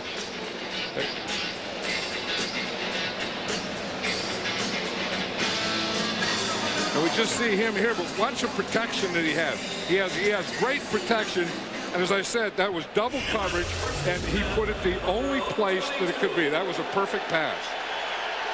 And Holt's 7th grab of the night. He has 92 yards in receptions. Bruce has 87. Gordon 89 on the ground. Good balance. Here's Duckett. Can barely get out of his own backfield there. Trips over Roberto Garza for next to no gain. That's when patience looks bad, doesn't it? When the back says patience, patience, patience, and no burst. I think that's probably one of the things the Falcons talked about, though, at halftime was we had that one good drive before the interception with Duckett, and we have to get back to P.J. Duckett and establish that a little. So Mike Vick in the T-shirt on the sideline, 2nd and 11. His team trailing 17-0 as the Rams try to go to 3-2. Johnson comes back this way, falling down and making the catch is Duckett for a very short gain. It'll be 3rd down and 7. How have the Falcon key guys been doing tonight? Well, they moved down the field, but then turnovers have done them in. Johnson, 117 yards. Duckett, pretty average numbers. Price has caught just 1 ball tonight. But Aeneas Williams not on the star track, but he should be for the Rams defensively because he has an interception, a forced fumble, and a fumble recovery. Now we're talking about the pass protection of the Rams. I'll tell you this, Todd Weiner, the right tackle for the Falcons, has done a good job against Leonard Little. Leonard Little is one of the best pass rushers in the NFL, and we haven't heard a lot from him tonight. We've got Mike Martz challenging the fact that St. Louis is challenging the ruling on the field that the ball was caught. It looked close. So Mike Martz, who is very quick to challenge, whose percentage of challenges is the highest in the league since he became a head coach in 2000, is going to challenge here and say that that was incomplete. It's pretty close.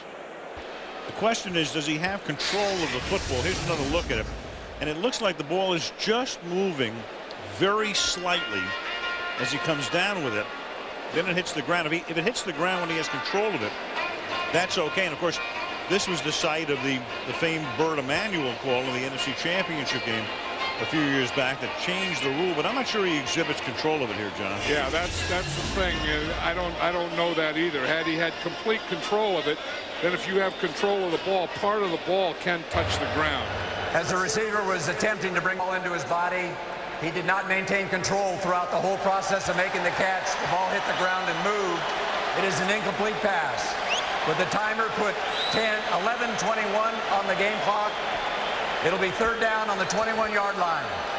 You know, you say we're only 4 yards. Was that worth a challenge? But when you look at this Atlanta offense and putting him on 3rd and long, it probably does make sense. Well, it would have been 3rd and 7. That makes it 3rd and 11. March, as I say, is the challengingest coach since he came into the league. He challenges more than one call less than every 2 games. That's his 30th and 52 games. He wins that here. They're not charged a timeout, and it's 3rd down and 11.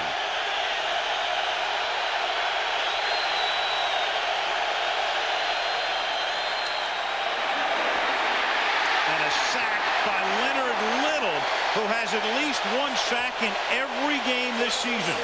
We were just talking about how Leonard Little was quiet. They hadn't really gotten there tonight. And then he comes on this. This is why they win that challenge. They put him 3rd and long. Leonard Little is going to start on the outside and then just bull rush straight up the middle. When he gets by that guard, he's right on Doug Johnson. In the practice the other night, those guys practiced those stunts for over a half hour. Just what they did there. And over when he was taking Mache. Moore's punt is a short, high kick. Fair caught at the Atlanta 40 by DeJuan Gross. 30-yard punt. 10:47. Here's Reeves looking at the sack. And that's the look of a guy whose team is in jeopardy of losing its 5th straight. They started building the arch in 1963. It's 630 feet high. John, I think, I read this on the Arch website.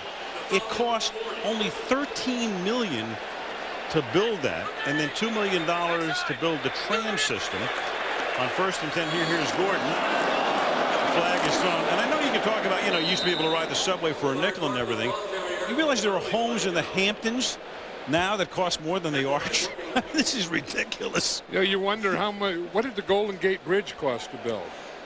That's a good question. They say that they wouldn't have done anything different. I mean, if they were to build that again today, it would be about the same thing. I wonder about the Arch. I agree. When you drive by the Arch, I mean, if you haven't seen this thing, you can't miss it if you're going to come to St. Louis. But it's phenomenal. It's one of those things, no matter from which angle you look at it, you're just fascinated. And it's got that stainless steel exterior.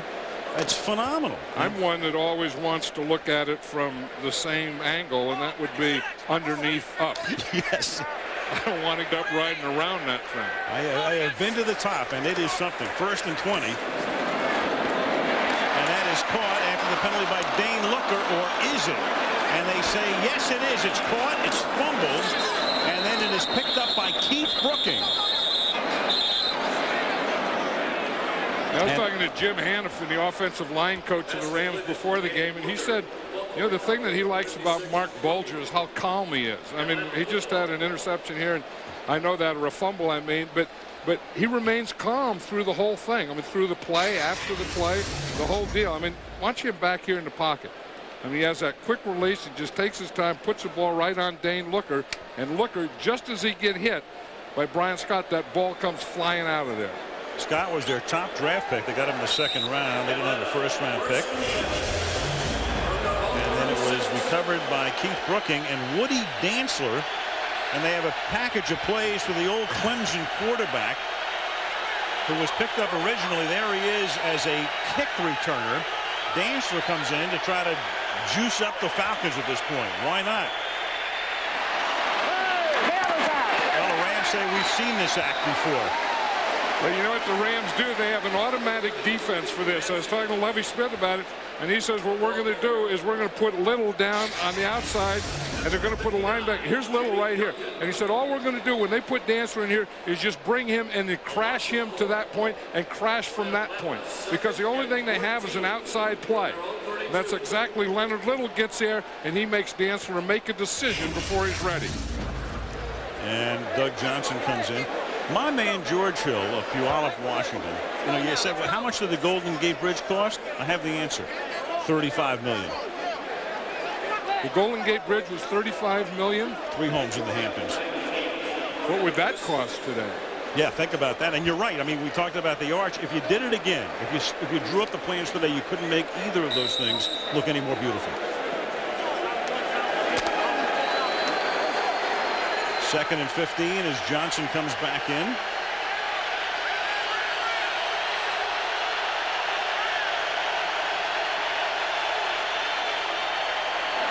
Johnson to the outside. That's caught by Algie Crumpler up to the 37-yard line. Strange week for the Falcons. I mean, Bob Whitfield looked awful last week, and he's a guy who's been to the Pro Bowl, was a #1 pick years ago out of Stanford. Decided, among other things, he had to go to a hypnotist. Well, he said he was in a pass protection rut, and he wasn't getting things done. He didn't have the focus, and he wasn't the same guy. I say maybe a hypnotist is going to help you, but the other thing is Mike Vick would really help you, because no one wanted to rush a speed rush from that side when Vick was there, because he would always escape to his left. 3rd down and 9 from the 36.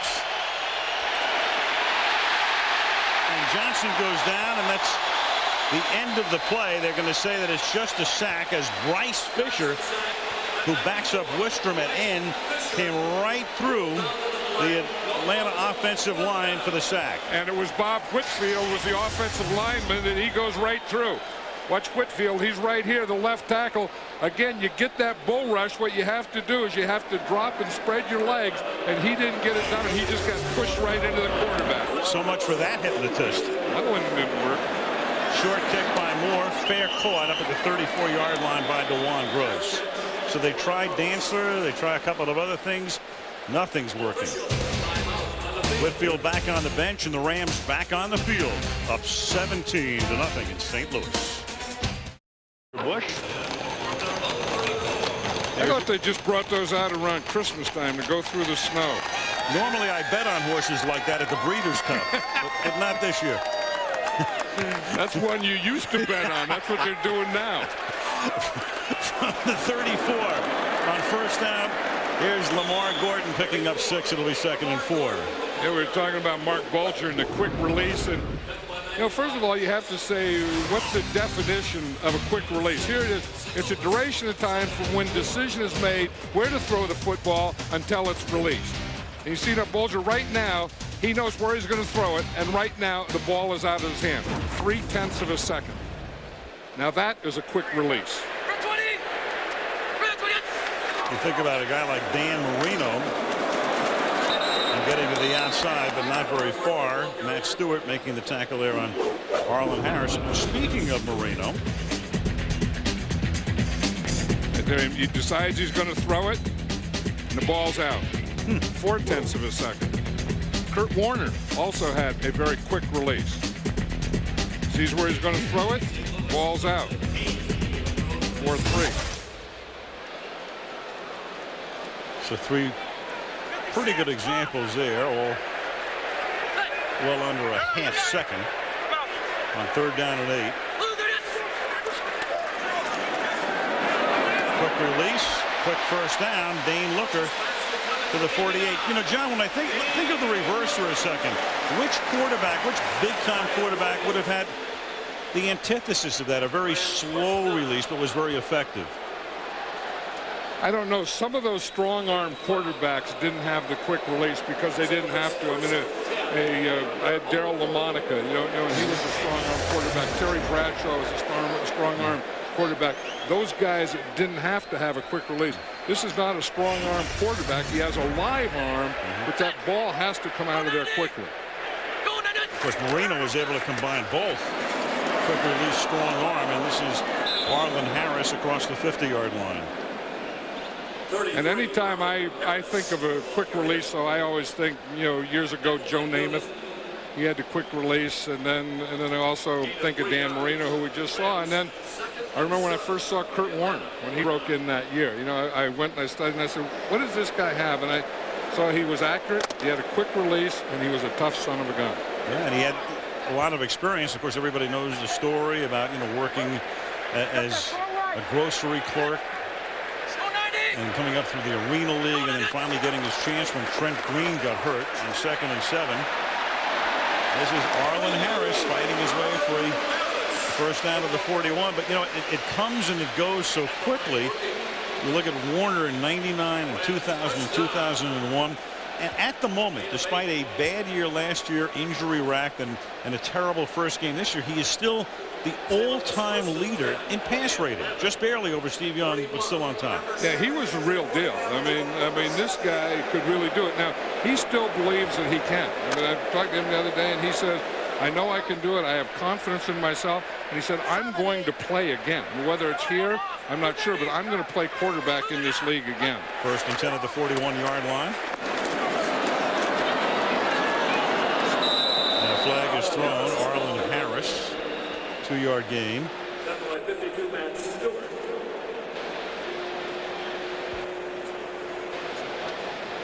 Bill Levy will make the call. Bill saying, is it holding? It is. Holding. Number 70, offense. 10-yard penalty. Repeat, first down. It's John St. Clair, who I believe was lined up as a tight end on that play. Kurt Warner's pass rating, well, those 3 fabulous years, he gets an A+.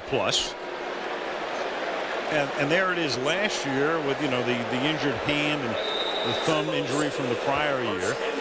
And now, so far this year, that's 1 game. That's 79 for New York.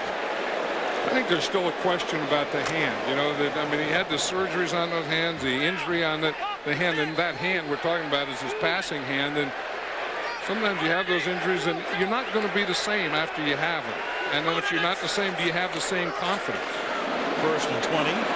Bulger under pressure throws. Caught. That's Arlen Harris making the catch. So the rookie with a big play, 26 yards, and the ball will be spotted inside the 25-yard line. That's one of the things you want. Arlen Harris has great speed, so you want to get him on a linebacker, and they get him here on Keith Brooking. You're going to see him come out of the backfield right here. You see Brooking, he tries to punch him. He can't do it. Arlen Harris gives him a little move and runs right by him. And we talk about a quick release. That was a touch pass here under a pretty heavy pressure.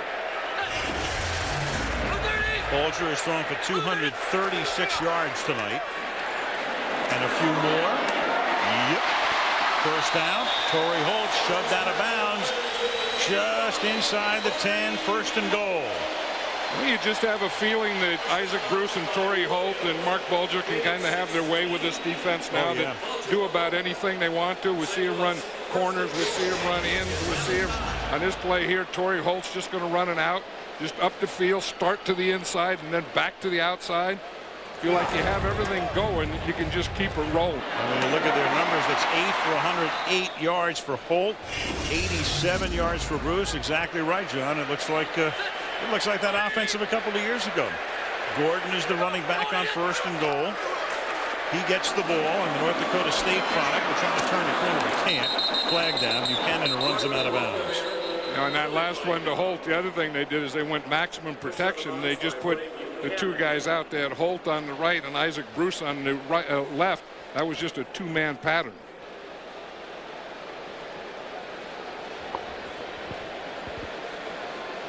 That's not a bad idea. Mike Martz got that from the Washington Redskins. That was an old Joe Gibbs thing. Maximum protection. Holding. Number 86. Penalties declined. 2nd down.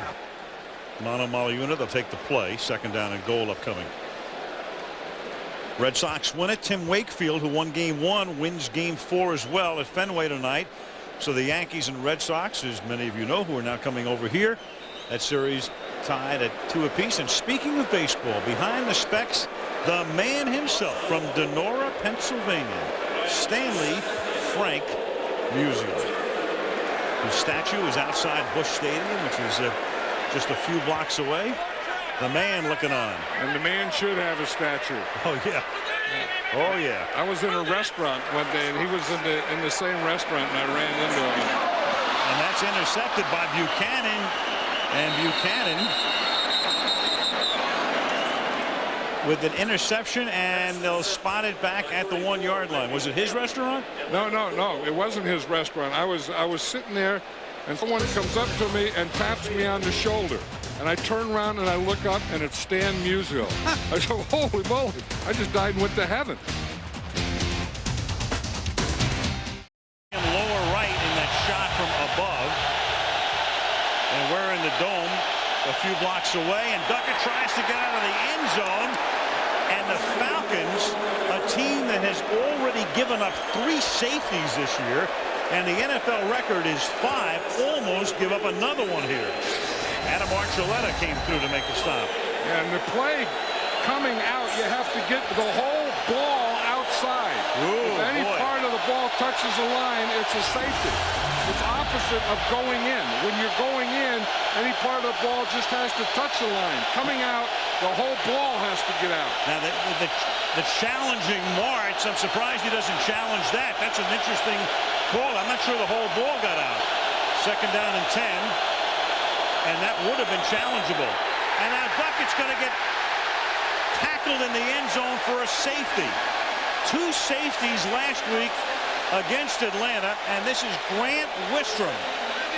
And Dan Reeves has watched his team in 5 3/4 games give up 4 safeties.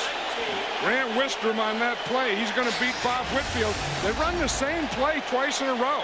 And you're going to see, here's Whitfield here, and you see Wistrom just comes to the inside, gets the penetration, and gets Duckett before he gets back to the line of scrimmage.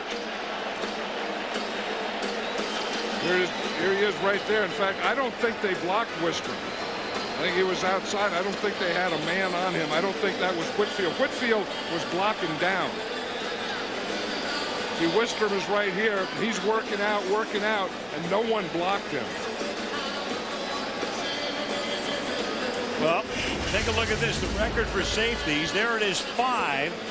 Steelers in 99, and of course in 1927, Babe Ruth wasn't very mobile. The Yankees gave up 4. Pottsville, Denver in recent years. The Yankees, yep, they did have a football team. There was a football team known as the New York Yankees. And now Atlanta joins that dubious cast of characters.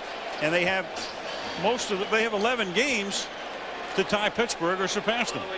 Well, how about Pottsville? I mean, I knew that there was a New York Yankees. I don't remember Pottsville. The Pottsville Maroons were the name of that team. From where? Pottsville what? I want to say Pennsylvania. I want to say it. But I'm going to think about it. I don't remember. I mean, that's when they had to have the leather helmets and take them off and put them in their pockets. Oh, yeah. Now a free kick. Chris Moore. 31-yard line. DeJuan Gross. And he takes the ball into Falcon territory. Well, George Hill came up with the information about Bridge. I'm going to give Kelly Hayes on Pottsville and find out where that is. And there is St. Louis from the Anheuser-Busch plane, I guess, right? It's a plane tonight, guys, or a blimp? It's a plane. It's a bird. It's a plane. There's the arch. Downtown St. Louis. Jones Dome, lower left. You saw Busch Stadium, the Savas Center, the home of the St. Louis Blues, the hockey team, also downtown. America Center. A lot of action in downtown St. Louis on the banks of the Mississippi. From the 44-yard line, first down. 19-0 St. Louis. Gordon. 2 minutes to go in the third quarter. Let's check in with Lisa G. Lisa.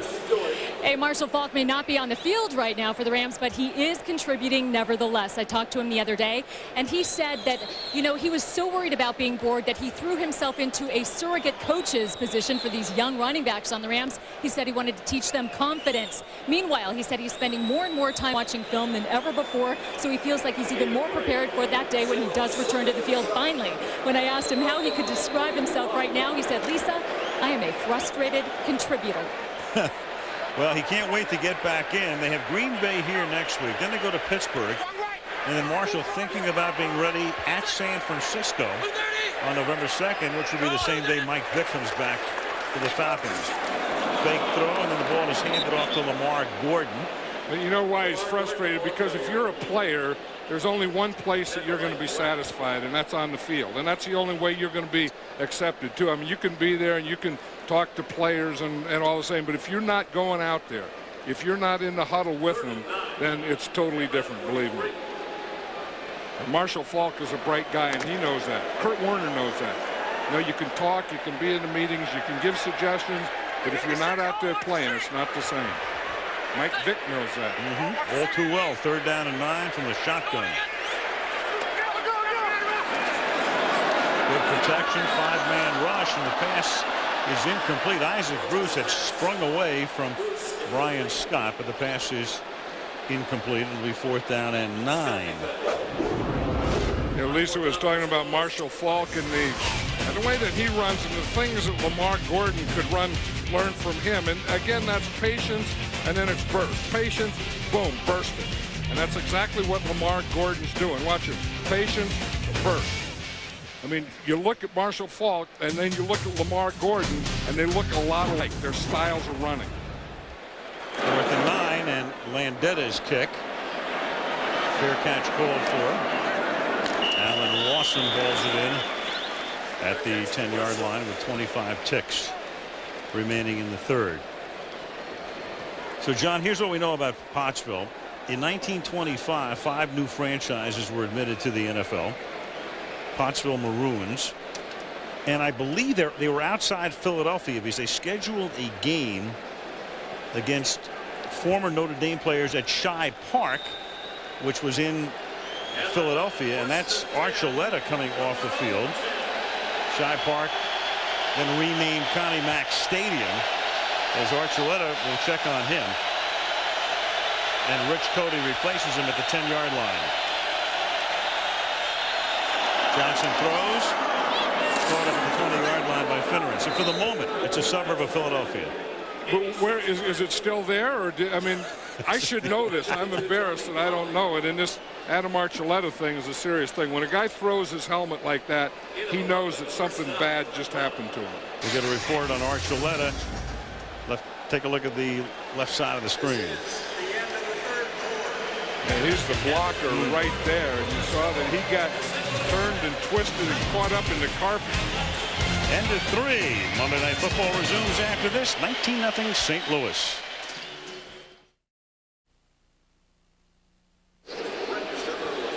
(19-0). All smiles for the Rams tonight as we start the 4th quarter. They're on top, shutting Atlanta out. 15 minutes remaining in regulation.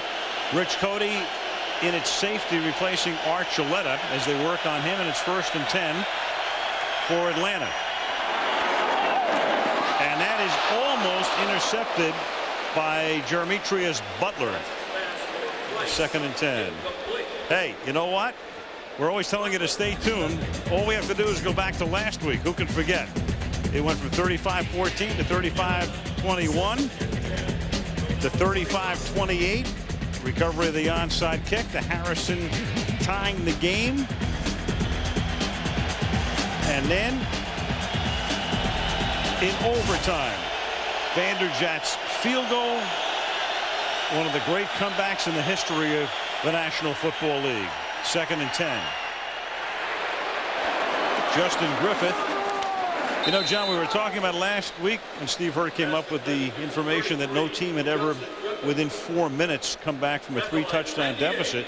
Further research reveals no team had even done that within 8 minutes of the end of the game, down by 21 points. Well, you know, as we were watching that game, you knew we were seeing something we've never seen before. I mean, I was saying, I've never seen a comeback like this, and of course you've never seen a comeback like this because there's never been one like that. No one's ever seen one like that. Especially as you see the yardage in the half, and they're working on Archuleta against what had been regarded, and probably still is one of the great defenses ever. 3rd down and 6. Johnson gets jostled, throws, knocked away by Fisher. So the Rams now not only smelling a win, but smelling a shutout. Now, the thing is, you look now, Atlanta's offense has to be so frustrated. Their drives have ended. They've had 5 punts, 2 turnovers, 1 blocked field goal, and 1 safety. That's been the offense for the Atlanta Falcons tonight. DeJuan Gross back to receive Chris Moore's kick. And that's his best boot of the night, fielded at the 26-yard line by Gross. And that is a 50-yard kick. With 13:50 remaining, Mark Bulger and the Rams on top, 19-0.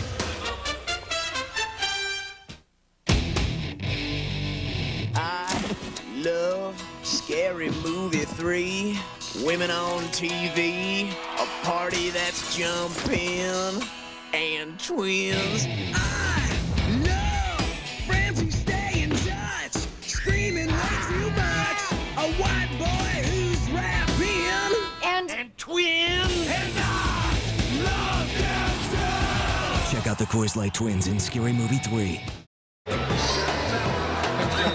No. There's a pair to draw to. That's pretty good. He's yakking away. Well, there's Archuleta. We're going to get a report from Lisa in just a second as to his condition, as the Rams have the ball at the 31-yard line. On top, 19-0. Early in the fourth quarter, Arlen Harris is the running back. Rookie out of Virginia. Picks up 7. And Lisa, what do you know about Archuleta? Well, as you just mentioned, he a few moments ago was grimacing on the trainer's table, clearly in a lot of pain. According to the Rams, it is a sprained left ankle. His return is questionable. He's getting that ankle iced right now, and he is looking about as dejected as a player can look. I'm surprised he's not already back there for x-rays. And speaking of defensive backs, Jason Sehorn broke his foot this summer, hasn't played at all for the Rams. He had hoped to be back by tonight, but is not ready, and who knows about next week against Green Bay. Bulger then throws. That's caught near the 50-yard line by Torrey Holt, and that's a first down. And for Torrey Holt, that will be catch number 9. You know, any young wide receiver watching this, any high school, any college wide receiver could learn something right there from Isaac Bruce and Torrey Holt. That when you come and you break your cut, you always work back towards the quarterback. You never gain ground. See him start in here and then right there work back about 3 yards. That's where he got more separation. You get a little on the end and then you pick up 3 more yards coming back. 263 yards for Bulger tonight, who's 19 of 28. First and 10 of the 47-yard line. And Bulger throws, and making the catch is Manu Maliuna, the tight end. He's inside the 20 and rolled down at about the 14-yard line. Keon Carpenter makes the tackle. Bulger is over 300 yards, 303 on Manu Maliuna's second catch of the night, good for 40. And Manu Maliuna weighs about 290 pounds, and he's coming down there. So you know when he gets a full head of steam like this, you watch him, he's wide open, and you're Keon Carpenter, you're going to do one thing. You're going to tackle him right at the ankles. That's the only place that he had a chance to get Manu Maliuna down. You can always tell when a guy doesn't have great speed when he's in the open field and he looks behind him. I think he thinks that someone could catch him. Officially, they make it a 39-yard gain, and they give it to Gordon, and Brooking comes into the gap and forces a fumble, but no, they whistled the play dead. They whistled it dead. Play over, short gain. They'll spot it at the 13. Pickup of 1 yard.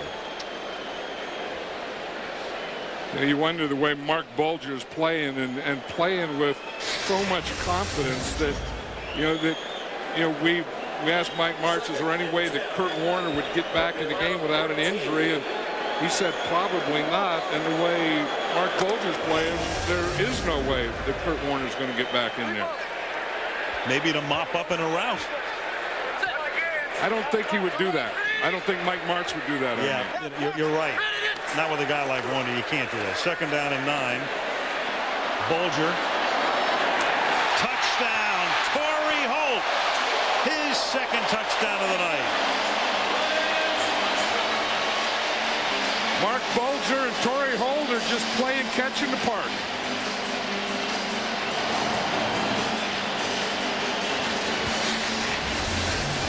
Mark Bulger doesn't have great speed. He doesn't run a lot, but he gets a little roll out here. He feels pressure. He stops. He steps up and then makes the throw to Torrey Holt. You don't have to be able to run like Mike Vick, but you do have to move a little to play in this league. Just to get away right there to make this. In his last game 2 weeks ago before the bye against Arizona, he caught 12 passes. He's caught 10 tonight. The kick by Wilkins is good. Bulger 316 through the air. Holt 133 through the air. And it is 26-0 Rams. Cubs have a goat, the Rams have a Rams. How did he get in here? How many Rams are there in St. Louis? There's one. 2 yards into the end zone. This is Allen Rossum. 27-yard line. Jeff Wilkins, the kicker, comes down to make the tackle. Archuleta with that ankle wrap is going to go back. I wouldn't doubt for x-rays. 26-0 St. Louis. Now Atlanta from the 27-yard line on first down. Doug Johnson, a draw play. John, we leave no stone unturned. Good. We have a map. Here is eastern Pennsylvania, and here is Pottsville. See, Pottsville and Allentown is right here, and then it's 96 miles from Philadelphia, and then the state capital Harrisburg is down there. So there it is, home of the Pottsville Maroons, and we have found in the interim that there is actually a website, www.pottsvillemaroons.com, which will get a lot of hits tonight. Wonder who played for Pottsville. But was Philadelphia in the league then too? Did Pottsville play Philadelphia? I don't think so. Second down and 9 from the 28-yard line. And that's incomplete, intended for McCord. The Eagles did not come into the league until 1933. So Pottsville, you know, it's kind of funny how the NFL started out in places like Pottsville, and then it went into the big cities. And then a few years ago, I mean, I'm thinking of the Rams right now. You don't have a team in Los Angeles, and you have Nashville and Jacksonville. How about Green Bay? And Green Bay. Well, was Green Bay in the league then with Pottsville? They came in the second year. Yep, they were. Third down and 9 now from the 28-yard line.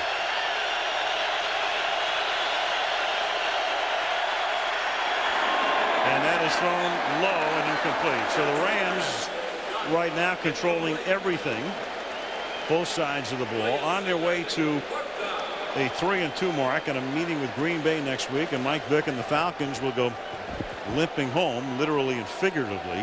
Yeah, frustrated, and you can tell that, as we said earlier, when Mike Vick broke his leg, it really took all the air out of this offense, and they've never adjusted or adapted or got anything else back. Moore's kick fielded at the 19-yard line by DeJuan Gross. Gross loses the ball, and I think it got out of bounds before Atlanta was able to recover it. It did at the 32-yard line. So Gross gives it up, but St. Louis keeps possession. 9.5 to go. Keenan had a phenomenal night last week, all lost in that great comeback by Indianapolis. Here's Harris. Speaking of the horse trailer, how about this guy right now, John, as we take a look at Bulger's pass chart? Well, you know, he's really spread the ball around. If you look at what he did in front of 5 yards, not a lot of the short passes, which I kind of like. But look what he did in the middle. 9 out of 11 between 5 and 15, and then 2 out of 3 over 15. So we looked at all those deep ends that Torrey Holt and Isaac Bruce were running. They really did work the middle of the field against this Falcon defense. And there is the horse trailer, which might be adorned by the countenance of Bulger or Holt, or both perhaps.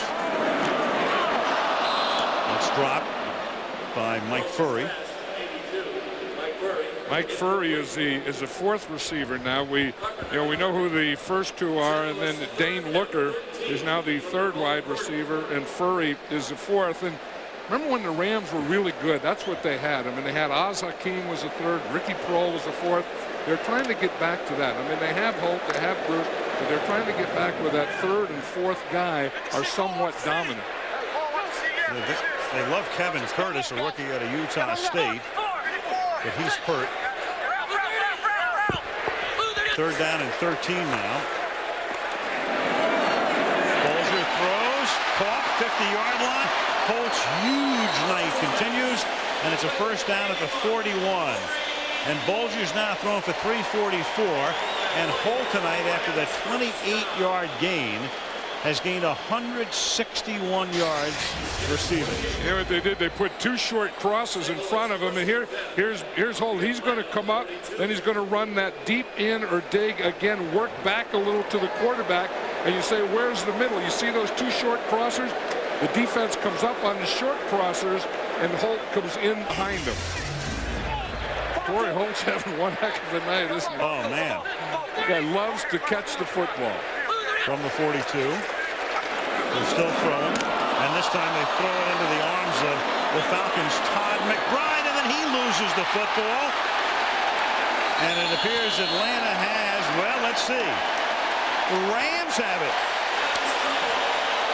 Coming up with the football was Arlen Harris after Kyle Turley extracted it from McBride. You knew Kyle Turley did it because he was the guy that was the most excited. That old deal, when it rains, it pours in Pottsville. It's doing that tonight to the Atlanta Falcons, man. I mean, anything that can happen. They finally get some little break, and then boom, it comes right back to them. Look at that. Now, watch Turley right there. He knocks it out with his right hand. Happened to Reggie Doss last week, and McCardell scored one of his touchdowns on a similar play. And that was the offensive lineman on that one. Remember, John Wade did that. Right. The center.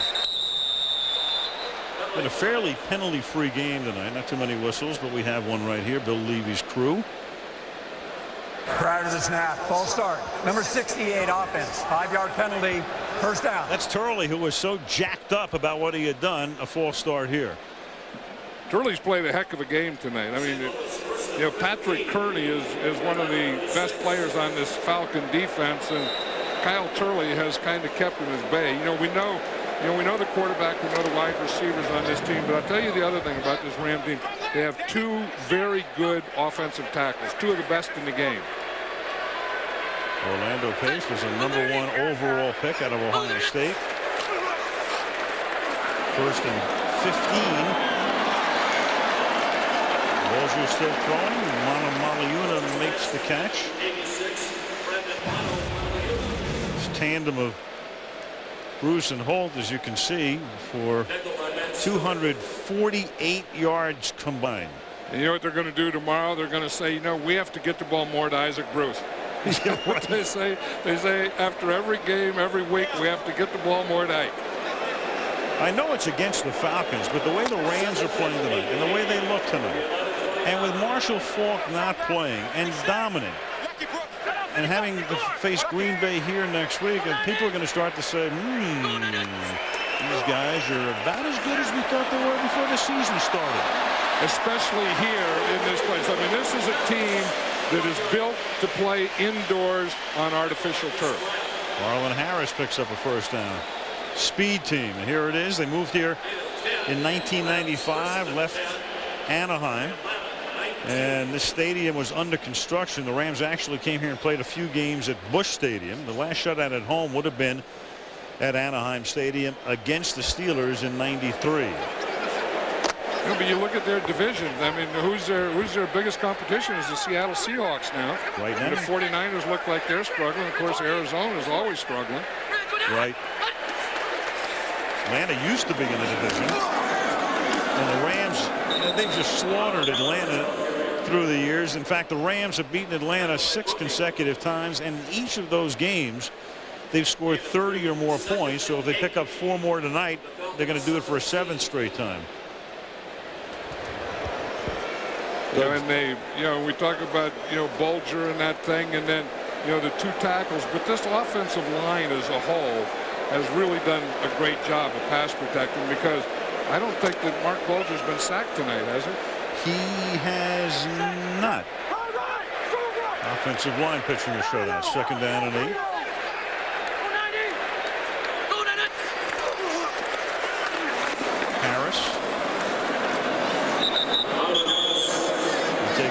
15-yard line. The Rams at the moment are 9 yards shy of gaining 500 yards tonight.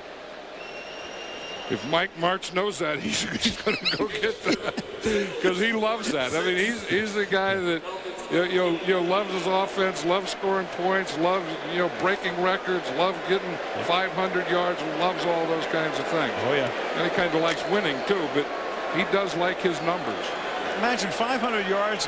If somebody said without Warner and without Falk in the 6-week 500 yards, 3rd down and 6.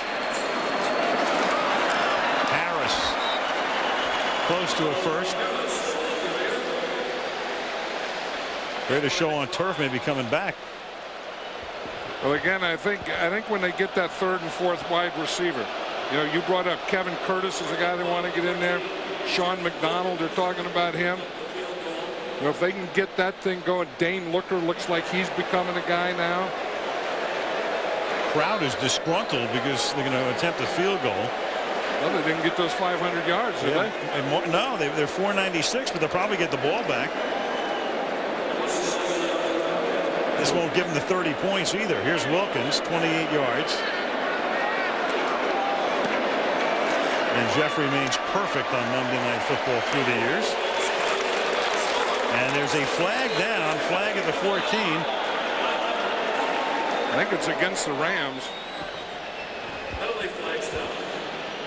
So they'll have to kick another field goal. Holding. Number 86 offense. 10-yard penalty. Repeat 4th down. So this will be a 38-yard attempt now.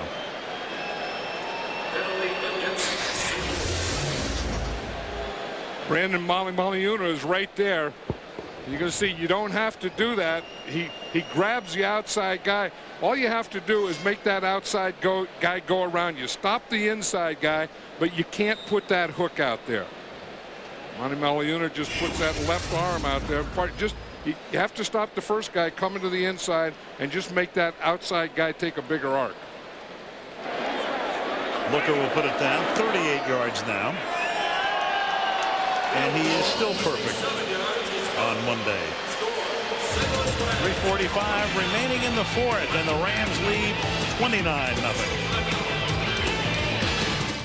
The only 2 losses to Seattle, and in one of those he threw only 1 pass and came out of the game. That was last year. So he and Bruce sharing a smile and a laugh as this team gets prepared to face Green Bay here. Mike Vick's team heads home. They'll take on New Orleans next week in Atlanta, then a bye week, and then we'll see about Vick coming back against the Eagles.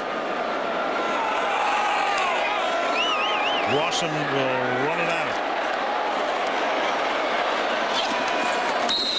to the 22-yard line. Check in with Lisa.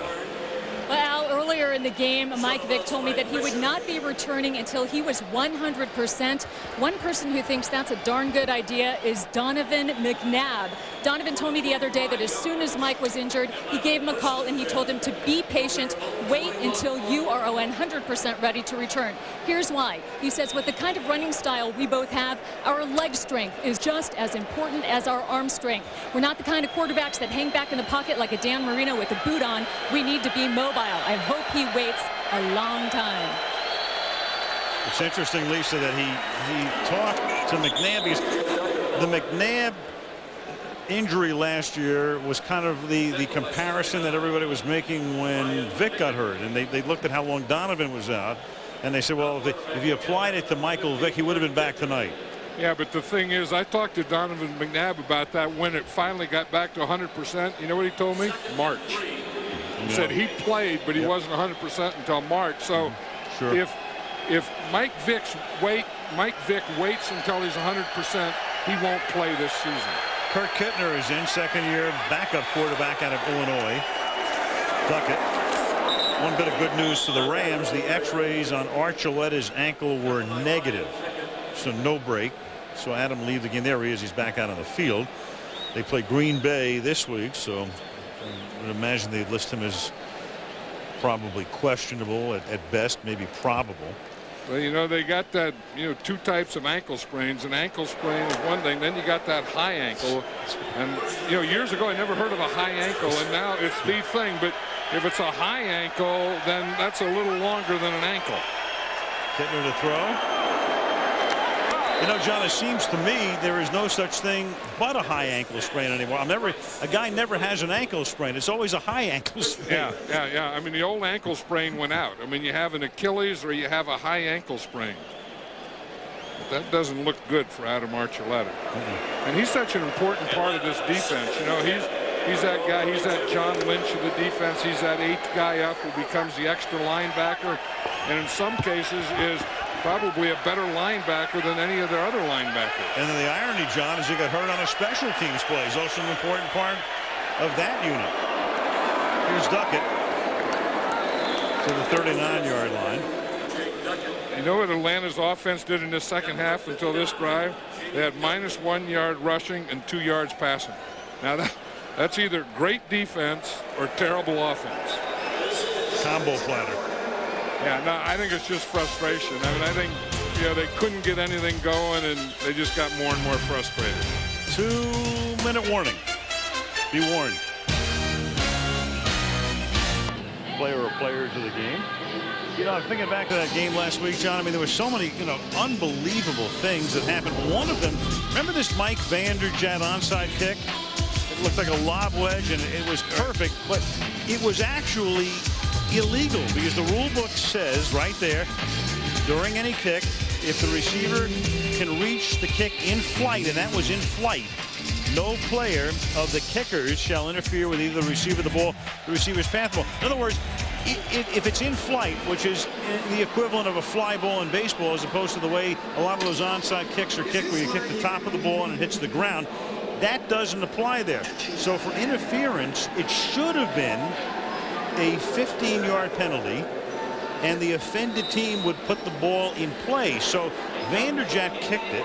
The officials didn't see it, that it was an illegal kick, and it should have been Tampa's ball. So that all came to light during the weekend. And in talking to coaches and special teams coaches this week, everybody was confused about that rule. Nobody really knew what to make of it. 3rd down and 3.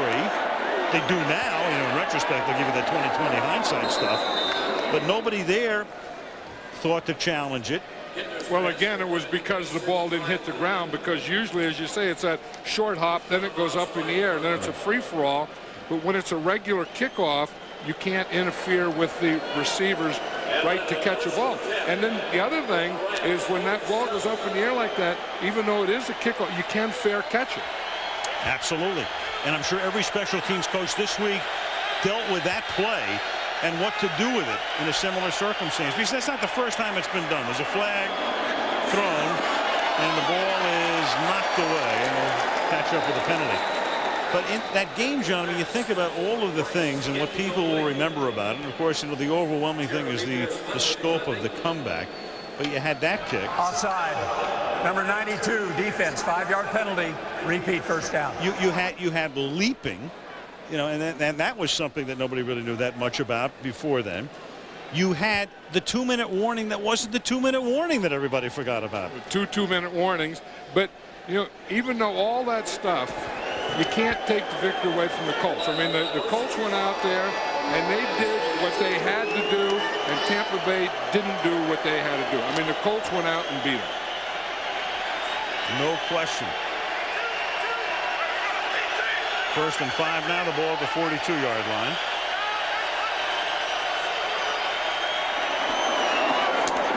Intercepted at the 26. Travis Fisher cuts it back inside. What a run back. Touchdown. He was so fast, there wasn't an official within 15 yards of the goal line by the time he got there. The guys are running down the field, and they finally signaled touchdown. He was that quick. He was that much faster than the officials, huh? I'm watching the guys running down the sideline. There's no way they can keep up with him. No, if they could, they'd be playing. But Travis Fisher not only ran that fast, but he also made a cut down there at the end, because it looked like, at a point about the 30-yard line, it looked like he could run away from him, but then they had the angles on him, and he had to make one more cut to get in the end zone. 74-yard return. And the Falcons, whose season started with such promise, or at least preseason, with a look of total dejection compositely, going to 1-5, and still awaiting the return of Michael Vick, but it might be too late. Wonder about some of these pass patterns that the Atlanta Falcons have been running. I mean, here you get your third-string quarterback in there, and he's just out there throwing the ball around. Travis Fisher was just sitting back there waiting. It looked like here, like he was just going to use the speed and get all the way. But as I said, he had to make that one cut back there. He got a block from Aeneas Williams, and he was able to make the cut. I mean, that ball was just thrown over the guy's head for nothing. Watch Aeneas Williams right there make that block that Travis Fisher could cut back off. And you can see how the officials coming down the sideline. And that's why they had to wait for the touchdown sign, because he just got into the end zone. Not that the official from 50 yards behind would have had a clue. And there was no official there? Well, here's Georgia. Georgia's back. It's been a while since she's been to a Rams game. She lives out in Sedona, Arizona, and it's been a good deal of time out there in the last year or so. I don't think she came to a game last year, did she? I don't believe she did. I can't say that for certain. I think I read that somewhere, that she didn't come to one game last year, and this is the only one she's been through this year. Yeah, here she's going to be in town for a while, apparently. Why not? Looks like the old Rams.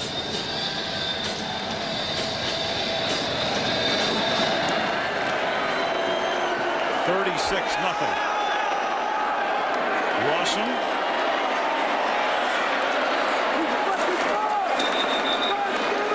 Back to the 32 with a minute and a half to play. Most consecutive wins against a team and scoring 30 or more points in each. So the Rams will tie that record tonight, a record set against them between 93 and 96 when the 49ers were very good and the Rams were very bad. The Niners laid it on the Rams 7 times in similar circumstances. Look at the horse trailer out there, Al. They have their own fans. I mean, fans gather out there just to look at the horse trailer, see who's going to be put up there. Trying to figure it out. A lot of candidates tonight. It was not a hometown guy, and then stuff starts flying at the trailer sometimes. Duckett.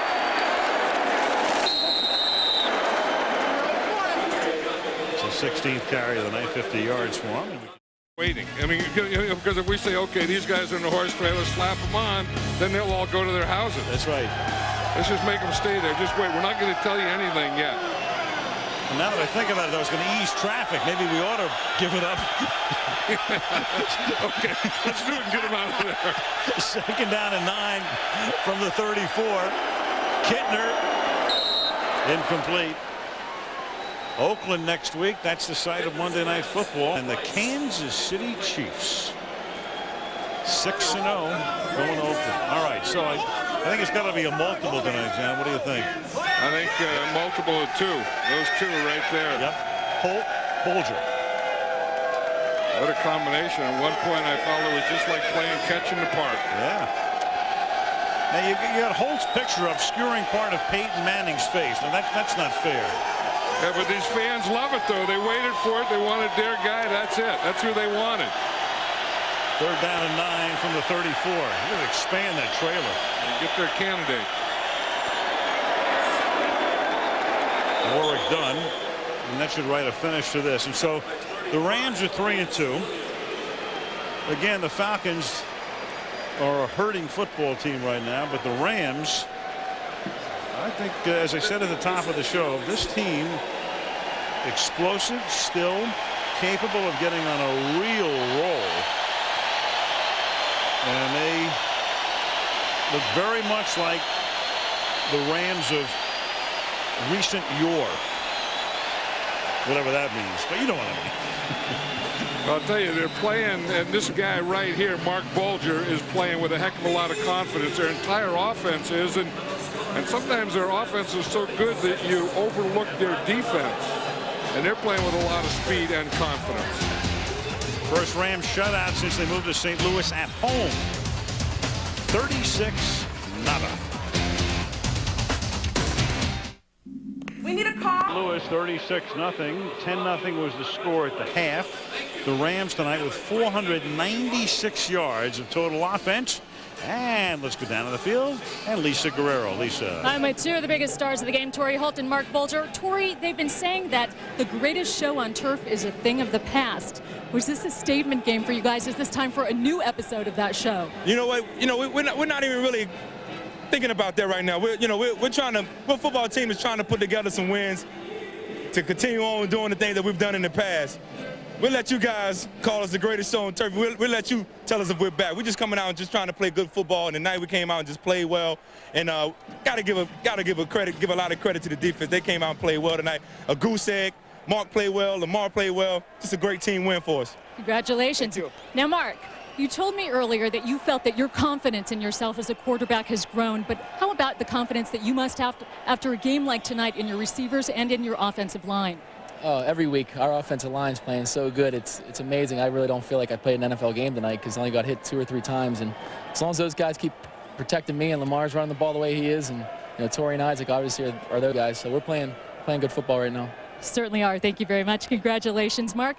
The Cinderella story continues for Mark Bulger. Al, he is a perfect 8-0 at home here in St. Louis. And tonight, 352 yards through the air, 2 touchdown passes to Holt. And as Torrey said, they throw up a goose egg. 36-0 St. Louis, as that wraps it up for our AutoTrader.com postgame show. Next Monday to Oakland, the Raiders in Kansas City, a great rivalry. And this year, of course, keynoted by Kansas City coming in undefeated next Monday night. Local news coming up next. Those of you on the West Coast, Brett Matrix. For now, Al Michaels, John Madden, Lisa Guerrero saying good night from St. Louis.